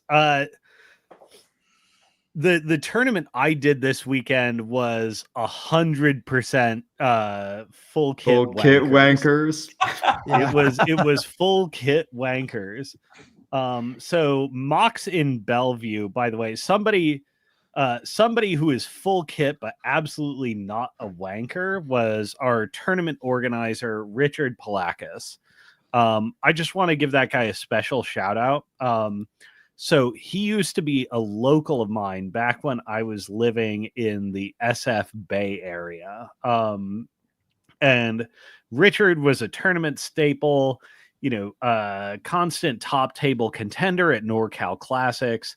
Him and his wife moved up to Seattle for work, and Richard very rapidly turned into the backbone of the Mox Boarding House in Bellevue's competitive scene, tournament organizer, and the guy who rallied the troops to make events happen, both through through the end times of Mark III and through the Renaissance in Mark IV. And as far as like pre-tournament chat, discussing terrain, discussing ethos and how we're going to handle calls, how we're going to handle time, stuff like that. One of the smoothest pre-tournament preps that led to a very smooth tournament. And just very slick round turnover, very slick judgments, everything. Like, Richard Palakis, if you have an opportunity to attend one of his tournaments in Seattle, I highly recommend it. But full kit wanker event. We had something like 32 registered. We had a lot of same day drops, so we turned out 22 people. Also, speaking of smooth tournament running, the tournament was a one-dayer that started dice roll at 10:30 in the morning. And between rounds 3 and the start of round 5, Richard was very good about going around like, so you guys are in for 5 rounds? Like, and then like round 3 ends like, are you really sure you want to do 5 rounds? Nobody ever wants to do 5 rounds. That's crazy to me. Sure we Well, do. you know what? By the end of this tournament, we had out of our 22 guys, and like, yeah, sometimes you go X and 2 kind of thing, and you're like, drop. By the end of these 5 rounds, or by the end of the 4th round, we had 10 players hanging on for a 5th round of Warmachine. Hell yeah. Degenerates. Full kit wanker. Yeah. There, 100. Full kit wankers. Yeah, so I was going in with my my anti-Joe Marion Boom Howler Shadow Tongue pair. You've got the meta, but I mean, I really want to play some Shadow Tongue. I'm not going to lie; it's at the top of my list. Oh, right Shadow now. Tongue is such a joy. No. Shadow Tongue is the reason I got into that faction. Because I was running Storm Legion for ages, and I had one of my more competitive locals from San Francisco starting to pick up Brine Bloods. And I'm dropping my Hot Calder tech or like Wolf into him. This is back before Jackhammer got nerfed. And he's playing this list that pushes you on every single vector. And I'm like, hot damn, this might be one of the best casters in the game. If I ever have to switch factions for whatever reason, I'm switching. Lo and behold, 2023 Storm Legion gets nerfed, and like, I need me some of that Trolls. But anyways, so if you listen to our Brine Bloods episode, I'm running the Boom Howler list more or less from that. And then I'd sort of between then and now soured on big battle group Shadow Tongue. Used to have a very distinctive metagame niche, but I think the game has moved away from it. It's a shame because that style looks really fun. For like, it's it's really cool, and it has some really interesting tactic interplays because it creates what I call hollow center Warmachine. Because your threat ranges are so long, and because you're saturating at least 4 vectors, what tends to happen is the center of the board completely hollows out. Your opponent has to react to your perdition threat ranges and your assassination threat, and the center of the board empties. And all the actual fighting, like the theoretical fighting, has resolved, and you're left in total control of the center. But all the fighting happens on the flanks. And so what happens in response to that is, okay, you control the center of the board, and you start committing heavies out to flanks. But every time you commit a heavy to win a fight that's happening, and so many scenario elements are out on the flanks, every time you commit a heavy to the side, the force projection that is causing that hollow center to develop decreases. And every heavy you put out to the sides is going to take at least 1 round to recover and come back to the center. That's pretty good if you alpha strike your opponent, but just from if you can't be decisive, it's pretty expensive, right? You've got beasts hanging out on the flanks, not necessarily where they want to be. Hard to get them back in position. Yeah, and a lot of people, since that archetype became dominant for a while, have really adapted to flank play because it's sort of the defining element of contemporary steamroller. You win by flank collapse, and both list design and sort of player thinking about this have moved much more toward flank collapse. Never mind new pieces, but I think where we are is the hollow center strategy is not as strong as it once was. So I'm running Shadow Tongue with a king and 2 heavies, and I'm finding I'm often racking perdition just to produce the same kind of dynamics, but a colossal centralizes the game around itself. Like, it exerts a certain center of gravity because it takes so much effort to remove.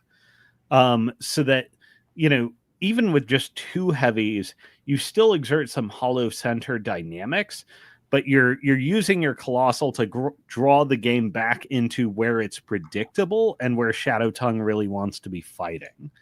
The king also compounds this because running 2 range 14 POW 15 guns plus a range 12 POW 14 gun, plus I'm running the shooting head. You're running the spray? I am, yeah. Boom Howler still runs with Bulbous Chomper, but I found, and like, I'm going to be real frank here, Awe is a bad ability. If you're trying to wombo combo this with Boom Howler, your bunker needs to be so tight it doesn't actually work. Like, you want the Bulbous Chomper because you want the mat fixing, you want your Colossal, which has to often be an independent module to be mat 8. The initial melee attack doesn't go amiss because she's jamming it down your opponent's throat, and on and on and on. But I am running the spray head with Shadow Tongue because the additional element of ranged output, like, as much as I hate putting that head on the board, like, the spray is necessary. Anyways, all this is by way of saying I've found where the metagame is with for Brine Bloods. The king in both lists is good, and the king operates in like very different tactical domains. In Boom Howler, you're mostly capitalizing it on like a defensive piece or a rock to break your opponent's army on. And, they're going to walk themselves down trying to fight this thing because she's a rack 3 caster. She has no hesitation about racking Fortify every time and saying, it's going to take you like, an act of God to get through this thing. Shadow Tongue is much more leveraging it as an offensive piece. Aside from carrying the unyielding Animus, he's not really doing anything for it defensively.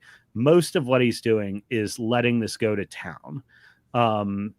because he has no native upkeeps himself, so he's perfectly happy to throw the free upkeep into something like Fortune to augment its low base attack values and really let those guns tee off. Additionally, because of Dark Rituals, he has the ability to make Perdition and Black Spot. I mean, Perdition doesn't affect the king, but it affects your other models. But essentially, Brine Bloods offensive spells are not dead letters under Shadow Tongue. And a spell like Black Spot can go a long way if you can actually apply it consistently. Like, and Shadow Tongue's the only one who can, right? Like, nobody else can put that out there. Yeah. Boom Howler kind of can, but boy, do you have to work to make her. But yeah, Shadow Tongue, anytime you want it, you got it. And I've had a king do a full untap activation where he's getting like the full Black Spot loadout, and the king's killed over 50 points in one turn before. So one list, it's your anchor. The other list, it's your offensive linchpin. So I know a lot of people are hesitant to run Colossals in both lists, but the two casters run it very differently. And I imagine you have a similar experience running Fire Quill. Yeah, Fire Quill runs in the same way. It's very offensive. I don't take any of the defensive spells. It's, it's pure powder, really, right? Like, what can you take out before it gets to you? And hope that it's enough. And oftentimes it is. It puts out a ton of damage. Did you think at all about playing the, not the two main guns, but did you think about playing one of the barrels? I did. But I found, and this is something my last round opponent and I talked about. The margins in the Shadow Tongue list are so tight. Like, the list is essentially having to battle composition problems where it's too small to play effectively, and it's just like right on the edge. Okay. Shadow Tongue is where I'd probably want it, but with the list as it is now, I'd fight to find 2 points. Boom Howler tends to value economy. Like, cheap and cheerful is good, but like, she also doesn't care as much about the ranged output. Like, she has the points to make it happen, but no desire to make it happen. But we can follow up on this because I think there's really interesting dojo and tech discussions to be had here. Yeah, Joe, we'll have to have you back on for a trollisode to like fix Alex because all he talks about is Boom Holler. I don't want to distract too much, but yeah, I could. I'm so tired of Boom Holler and Shadow Tongue. Are there other Brine Blood casters? This is why there are. Yeah, this is why I played Storm Legion, is because I got tired of Boom Howler and Shadow Tongue. Fair enough. All right. Yeah, we'll do that on layaway for a future one. I'll just run through my my rounds real quick for the Mox. Joe. Thank you for that, JB Nick. You got a fan in Riker. Ragemonger is dope, which is true. Ragemonger has like every tool. He's fantastic. He is dope. Yeah. All right. So I'm just gonna run through my games real quick, and I'll stop at a couple of highlights. So round 1, I got Nate Silvka. So where's the Longshanks? I looked up where Nate was from based on the Longshanks, and okay, yeah. So Nate Silvka's Washington local.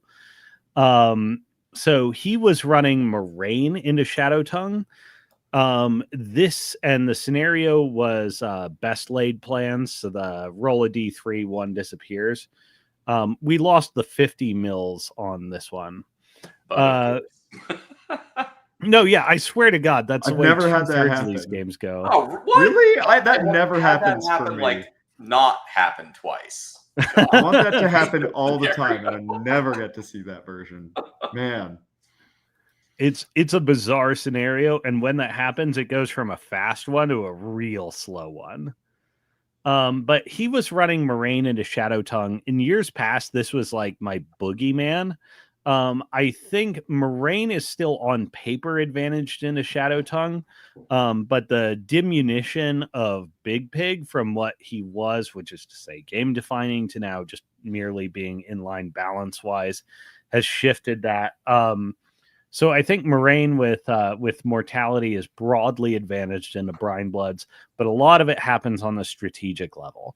I wound up going first here, and just started, planting all my stuff forward, leveraging channeled spell threats, leveraging colossal gun threats.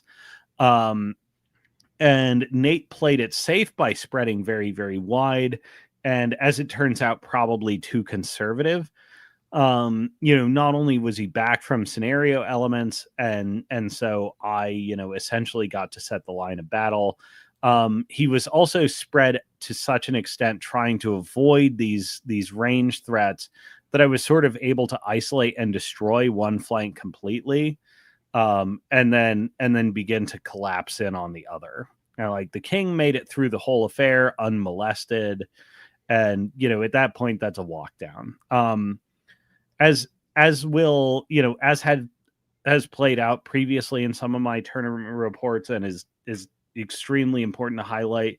Respecting your opponent's threat ranges is important, but respecting all of them too thoroughly will often rely in just as much of a game loss as not respecting any of them. Yeah, Cosmo, to that point, I was talking with someone who was watching me play into Rick, and they just watched me kind of body up the field, and they're like, you just don't have any fear here. And I said, when you're playing against guns, prepare to get shot. I cannot help you any further with that. Like, you will get shot. You are going to lose pieces.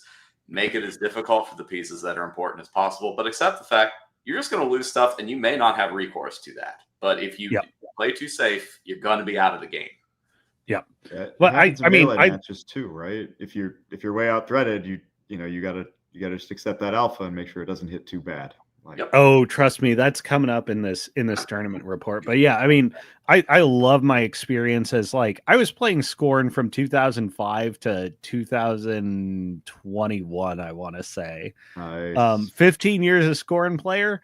You have to have a bravado around being shot and trust that you'll win the game. Protectorate, same deal. Oh yeah, super duper. So round 2, I hit Luke Rowan. So by the way, y'all ever have like a dream? Like, you go to sleep and you dream about something that's going to happen in your life, and it turns out to be a prophecy. Yep. I've built competitive army lists that I fielded at the WTC, by the way, in dreams, and woken up like, oh my god, I need to get this on my phone before it goes away. So I had a prophecy about this tournament, and they essentially, like, my road would be paved with Canadians, and then the finals was gonna be me and Brandon. And lo and behold, Saturday it came true. But round 1 was Luke Rowan, who's multi-time WTC player. He is running Gravediggers, and he told me, like, for team comp reasons, we're pursuing McCoy as a strong Gravediggers pair. This is generally a team tournament proposition, and my mission this weekend is to play some McCoy. So it was big infantry McCoy. He was running Plugger, Valiant, and the rest was like mix of Rangers, Commandos, and he was tech testing Black 13th. So this came down McCoy versus Shadow Tongue, and this was a comedy of errors game. But Luke is like an incredibly dangerous player, and like, if you give him an opening, he'll capitalize on it. He sets up his Valiant and Plugger behind a rock wall, and I'm looking at it and like, well, my king's already in threat. There's nothing I can do about this, so I have to deliver the king forward, make you kill it, and get as much work done as possible. And if a Shadow Tongue King gets to untap and fire into every target it wants, I'll probably win this game, even if you kill it. Set up Black Spot on a unit of dug-in Rangers. The king is going to walk to a position where there's the Black 13th and an entire unit of Commandos, and I think Eris and some other stuff in a wood that the king is going to get to, like, take a main gun, fire a spray, take a pitch jetsam, fire a spray, take a main gun, fire a spray. It's like full body unload here. King's got Fortune. It feels good, 11s right? to hit 11s to hit dug in trenchers. Miss, reroll, miss. Main gun, miss, reroll, miss. Pitch jetsam, miss, reroll, miss. Okay, I guess my king gets to make one attack this turn and kill 2 rangers. Yeah, so my big engage turn to crush Luke's left-hand flank goes awful. Luke goes to come in on my king and like ranger CRAs and all this stuff on an essentially unbuffed king, takes like about a unit of rangers more than it should have to kill it. And he's like, well, I'm not doing business against much else. So, you know, it's one of those games where like we both fumble the bag and now we're in for a slugfest. Like one of us should have just decisively crushed this, but nope, here we are. So it turns into a big back and forth. One thing I want to stress here is one of Shadow Tongue's greatest mode switches, and this game was decided on clock, by the way. This came down to my turn 6. Luke and I are tied up, and we're counter double scoring on 2 fronts. The game came down. I had 1 minute and 17 seconds to make 10 attacks to clear 5 rangers, and Luke had 1 second to make tough checks. But you know, part of this was and one of Shadow Tongue's greatest strengths is mode switching into revive spam.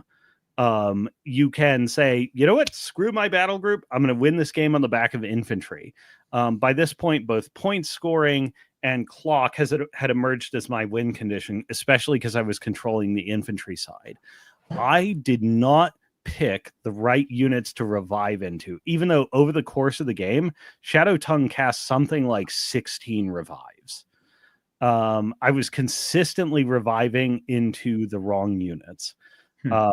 And specifically the wrong units to make my opponent make attack rolls and make my opponent burn seconds. I was reviving to secure my ability to score, which, like, you know, I had under control, especially with Shadow Tongue offensive spells. And what I should have been doing is reviving into contest. So, you know, you got to think about your primary strategy in games. Like King goes on offense, but you also got to think about your fallback strategies and make sure those are buttoned up too. Round 3, I got Sean Hopkins, so my team captain last year, great friend of mine up from in Bellingham, Washington. He's been on Crix. And I got Kythos versus Shadow Tongue on Trench Warfare. Now, there were a couple of factors going on in this game. You know, one, I think the King offense kind of wins against Kythos because Sean's, you know, while Crix can manufacture damage for days, can it really manufacture King damage for days, especially when the factions at threat range deficit and anything that wants to get there has to choke down the mother of all ranged offense? I think the answer is no, and I think this matchup broadly favors me. In addition, we had a table that favored me because we had 2 central obstructions about 5.5 inches apart from each other, like these 2 long, you know, cargo crates right on the center line of the board. I'm playing a Ghost Walk caster with a Ghost Walk Colossal. You know, never mind. Like, this essentially enhances the matchup advantages. And you know, what struck me was, okay, this game heavily favors me. I go up. Oh no, Sean didn't contest his cash, and he didn't contest a 50 mil, and he abandoned contesting the other 50 mil in face of a king that's, you know, playing around deadweight and is essentially on its own being a firepower boss.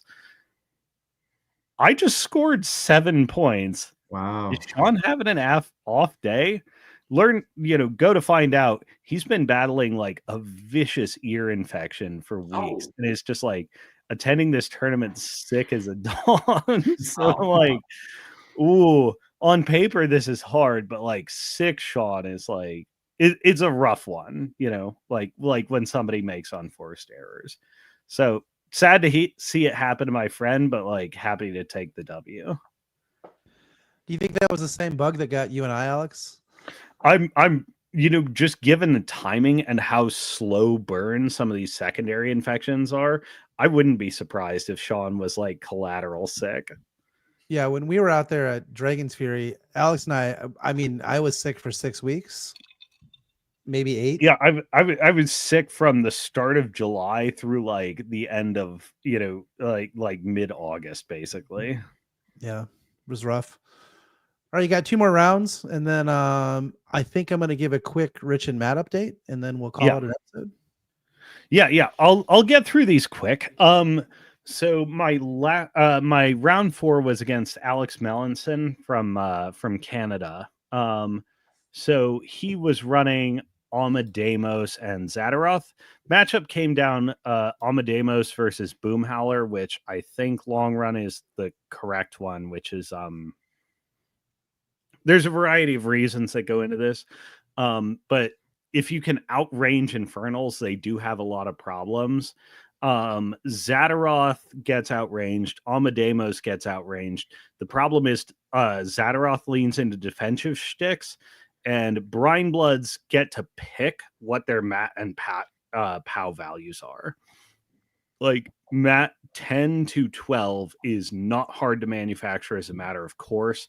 You have on tap rerolls, and your POW values are kill Infernals heavies super cheap. So I think Alex was super unfamiliar with the matchup. And I gave both him and his teammate Luke, and then later his team captain Corey, a very extensive breakdown of the matchup and what factors he has to be attentive to, because he's a WTC guy. Sorry, USA, but I can't resist an honest technical discussion of the game. We hadn't noticed. But Almadamos has a bit of a problem. Like, he can outrange you on one model one time. So Omo has to leverage that small technical advantage for everything he can and try and mitigate the king as much as possible. Because even if I deliver my king under feet, fortify, and unyielding straight into the middle of an infernal army, they can't kill it. Like they have a small percentage chance to, but it's like small. Wait, really? It's not we got to talk about this at some point. It's not great. With no hermit, arm 23, and if the king is the only thing you can attack, it's bad. Like it's bad for an entire Omo army to kill it. Oh, Omo. Okay. Yeah. If you have hermit, it's different. No hermit, Omo army can't kill it, or is not likely to. I'm reacting this way because in my last game against Cody, I lost my king to the spray guy from John's game. Oh, the Desolator and a Griever Swarm.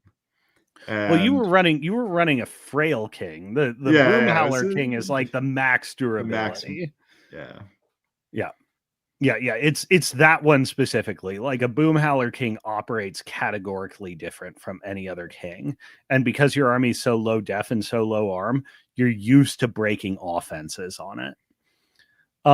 So, there's a very tight micro threat range game that can be played here, and you're not going to get it right on first experience. Alex didn't get it right on first experience, but I think he's also rusty in a Brine Bloods because he was meticulous about the king's threat, but not meticulous about the Marauder crew's threat. Ooh, that's not good. Oops. Yeah. So take Infernals off the board. Oh yeah, he lost 3 heavies to Marauder crews on the Alpha. So he's playing from the back foot. He had a pretty good rally plan with like Omo making some very good like flashing blade plays, but like he needs to get a ton of work done. Dice didn't cooperate. So that one turned into a walk down. Like I said, good strat talk with Alex and his teammates afterward. And we're tight on time, but that's a technical matchup that, like a lot of Infernals, is probably worth getting into at another time. maybe when we have Cody and can talk technical Infernal Shop. Working on that. He did promise he'd come on if he won Nova, and he won Nova. So there's Sure. that. Speaking of technical games, my last one was against Brandon Owens. So I played him in the finals at NorCal Classic and lost that one on some very tight micro positioning on the king. Turns out my margins were very fine. I over-respected his melee threats, and it put me in just a little bit of the wrong place on scenario. This time, I under-respected the range threats. Brandon untaps on his 2 and pulls the king just from range. I'm looking at the rest of the board, and we're playing payload, which is a slowish scenario. It's like I have limited rushdown opportunities. He places his rockfall right to contest Vargas, and I'm like, you know what? To get the king activation right, because my Shadow Tongue list is small, against the volume of attacks that you have, I'm depending on the king to make this engagement properly.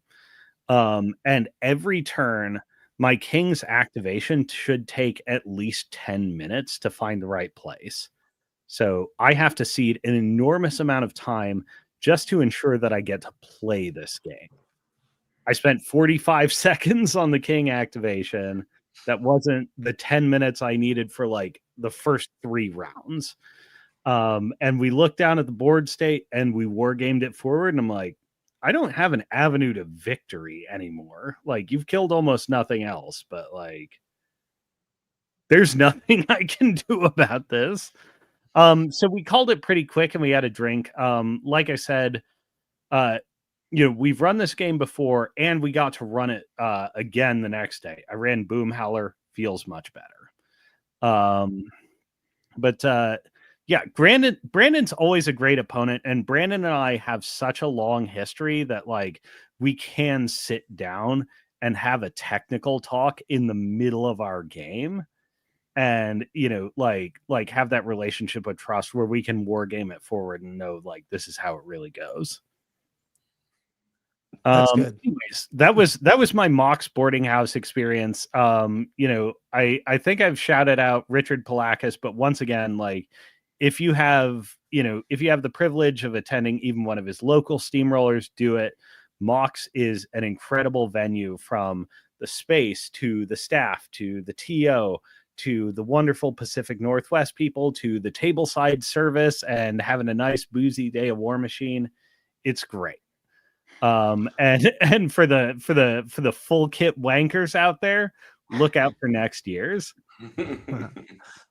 I think we would be remiss if we didn't shout out the Bevs for Nova. Oh yeah. Andy and Erica. Yeah. Mm-hmm. I don't know if what we absolute heroes for the community. What absolute non-wankers for the community. Yes.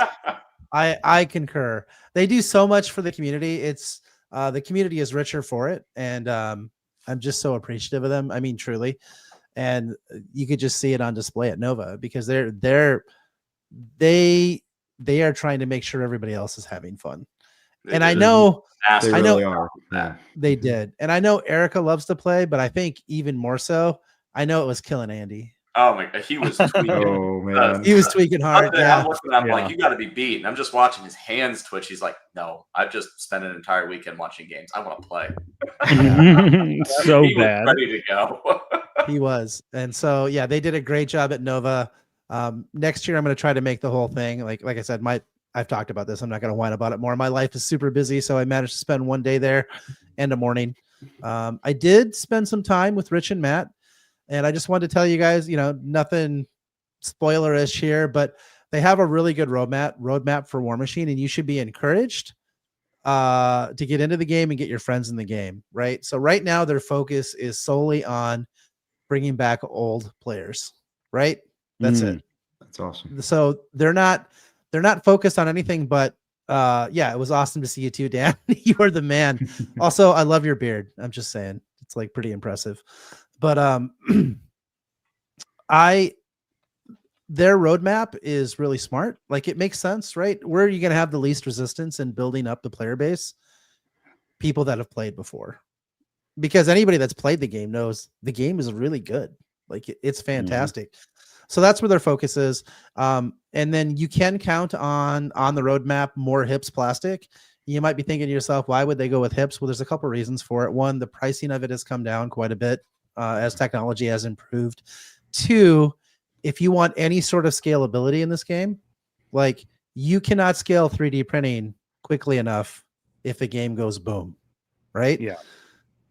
Hips plastic, This can is scale very Privateer Press circa like 2007, where they had to scale up their warehouse massively, and like between late Mark 1 and Mark 2, examine alternate production methods. Because when they were going gangbusters as the hottest alternative to 40K for almost a decade running, they were struggling to keep up.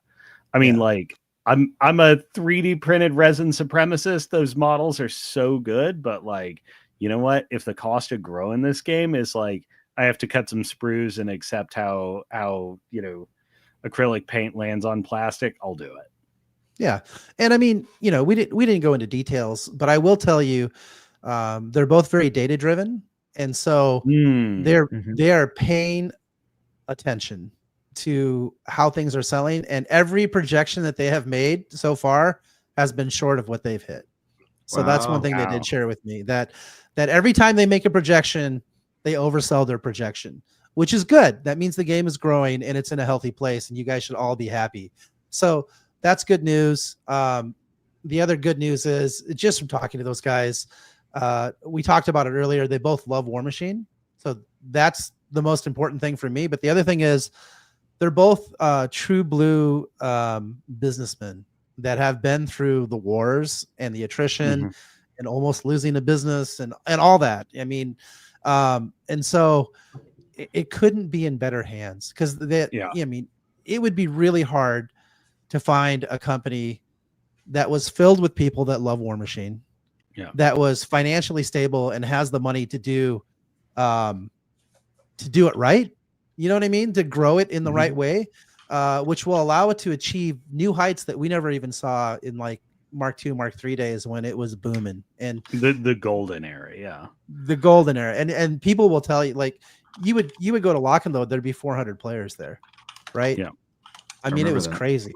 Yeah, it was crazy. And it was so much fun. I mean, I was running 120 person tournaments in Des Moines, Iowa.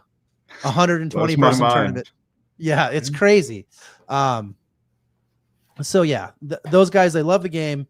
They're businessmen, and they're working a plan that is data driven. That means that they're very likely to be successful, because what would kill their momentum is for them to make a huge mistake. Circa like Magic, when Fallen Empires came out. I don't know if you guys remember back then. Most of you are probably too young, but the Fallen Empires, a lot of Fallen Empires boosters. Yeah, the Fallen Empires, they went to a new type of set design, and it had less cards but more types of art. So there was like 4 different orders of the Ebon Hand. Yeah, like five Myconids, and like it was crazy. But there wasn't that many cards in the set, and they way overprinted it, which caused them huge problems, which you probably can still find Fallen Empires boxes for like a booster box of Fallen Empires is like $60 at most. Yeah. And it's original print run too. Yeah. Well, they never printed anymore. They just printed so much of it. But I only share that story to tell you that the game is in such good hands that they're not going to make a catastrophic mistake. They'll make mistakes. They'll adjust. They will fix problems. You've already seen that in production, right? Like there was a time. And prior to that, they made a lot of mistakes too. Like, as far as design and balance and managing your competitive versus your casual event, like these guys have been through apocalypse level scenarios and pulled out the other side. And like, they're passionate, which is a big deal, but that's bled through every ounce since I started Steamforge games. Even though Guild Ball wasn't for me, like passion is clear, and it's clear they're passionate about Warmachine. Like, as far as business success, the cool mini or not, model of like Kickstarter games and like Fire and Forget, based on IPs. These guys essentially took that model, made it not scammy, and decided we're going to put real design quality into games where we're going to test the market first, and have made a lot of their fortune on really taking IPs and making them sing and having a supreme commitment to quality behind it, such that people are willing to enter Kickstarters consistently and willingly to chase down a product that isn't on the market. Yeah. I will not talk about how many Steam Forge board games I own. Uh-oh. Which is great. But I just wanted to give you guys all just a glimpse into it, because I think Matt and I probably stood around and talked for an hour at Nova. And the reason why we talk is because, I used to be a licensed token producer for Guild Ball, and we just both I think he likes to hear my perspective. And so I shared some things that I kind of thought that would be good for them. And some things selfishly that I wanted. Like Protectorate. But what did Matt say? He has the best quote. He just was like, well, we'd be foolish not to consider putting out Protectorate. And he didn't do this, but I wanted him to be like, that's kind of what it felt like. Wink there. I think it's implied. I think it was implied, but I wanted it to be more overt. But they didn't confirm anything with me, but I'm just saying it's probably coming. I'm guessing. Wonderful how they turn it on you to wonder how foolish do you think they are. Right. that's a very English characteristic. Oh, like it's next level sardonic. Mm-hmm. Yep, it's very British. Stupid wink. Am I not allowed? No, we're Americans. We can't use the hard R. Yeah. Well, what if I claim my South Korean heritage? Then can I? Well, you see, it's all about the accent, right? They're allowed to use the soft R, but we're also not. So yeah, if you guys get a chance, talk to those guys. They're very approachable. They're great guys. Yeah. I don't have enough good things to say. Like, I can't run out of good things to say about the SFG crew. Like, before and after the foundation of SFG, they're just absolute joys to be around. Yeah, I couldn't believe how many games Rich played. Like, and they were just around the whole time, right? They're sickos. They love it, just like us. I mean, they're absolutely crazy for it. And I mean, what better news could you have for a game that you loved, but to have it in the hands of people who also love it? And it's literally not just Rich and Matt. Steamforged, a lot of the people they originally recruited were their old Warmachine friends. Jamie Perkins loves Warmachine. You know what I mean? Sherwin, Adam Court. Yeah. Who writes all their fluff. I talked to him for a while. Loves Warmachine. Loves writing about the world. It's like his dream job. So yeah, it's fantastic. I guess before we wrap up, Joe, why don't you tell people where they can find you if they want to hear more of your dulcet tones? Because I think you have a lot of interesting things to say.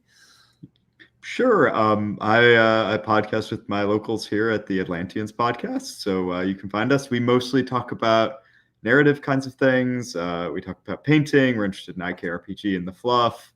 Occasionally we dabble in the competitive side of things, but pretty broad focus for us. And I think that's probably the best spot. We have an Instagram too, if you want to see more of my models. Some more of the pictures are up there. So your models are beautiful for sure. Chris, do you want to say anything before we checked out? You got any new projects? If you've written a new blog post? Oh, God, I wish. I'm so overdoing an old Umbry one, but work is just like you, John. Work has been beating me sideways. So maybe once I'm clear of that a little bit, I'll get back to that. We do on the Boost to Hit channel, though. Tony is putting out a lot of 60-second sound bites on just different lore snippets of Iron Kingdoms. We're going to be basically looking at different casters, leaders, characters, settings. We're just kind of going through the whole shebang. He and I are, huge lore nerds, have been since we got into this game. It's just our archetype. He's going through a bunch of the Gravediggers ones right now because he's, a dirty swan lover, and that's what he does. But after that, I think I wrote him a page in Discord yesterday about the nature of good versus evil and how that doesn't apply to the Orgoth. So, content is coming for that, and we're going to have a really good time with it. That's awesome. How about you, Alex? Have you written the Mathis yet? I have the Mathesode outline. I need to run it by Chat GPT again just to double check my math. I have the mise en place episode, which, by the way, is like super important and a highlight that I didn't have time to mention, but like, boy, managing the placement of your stuff is important. Just going off the tournament thing.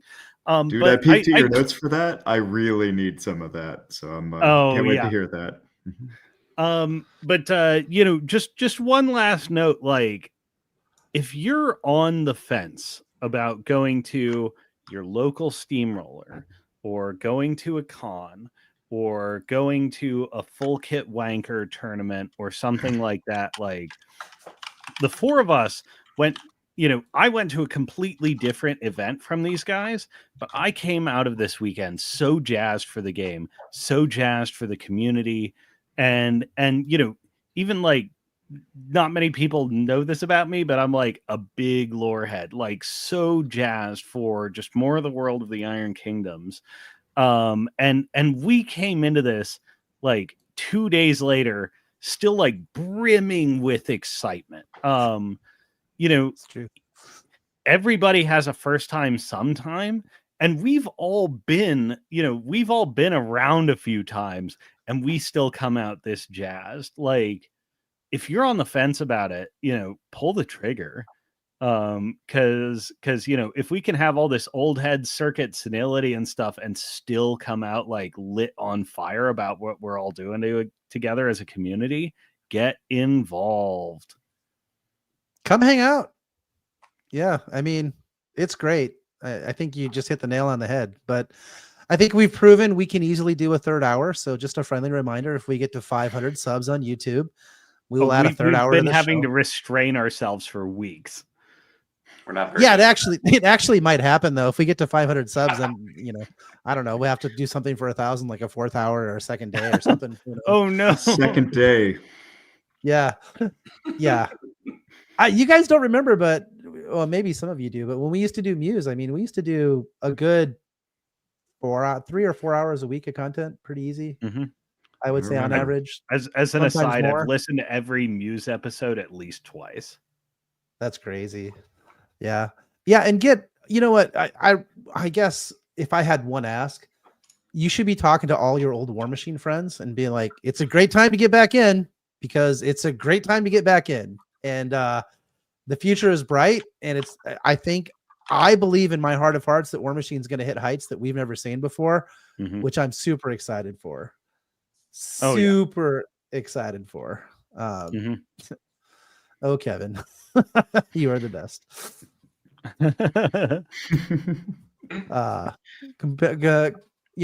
Nothing wrong with combining two of my favorite things, but all right. This has been another episode of the Musing Panda live stream. It's your musing and amusing live stream all about Warmachine and Hordes and how much we love it. And I'm sorry, but not sorry. We're going to gush about it every week and you're just stuck with it. And we'll see y'all soon. Peace and love, everyone. And I guess we're out. Maybe. Bye, everybody. If I can find the button. Are we doing my queen wave?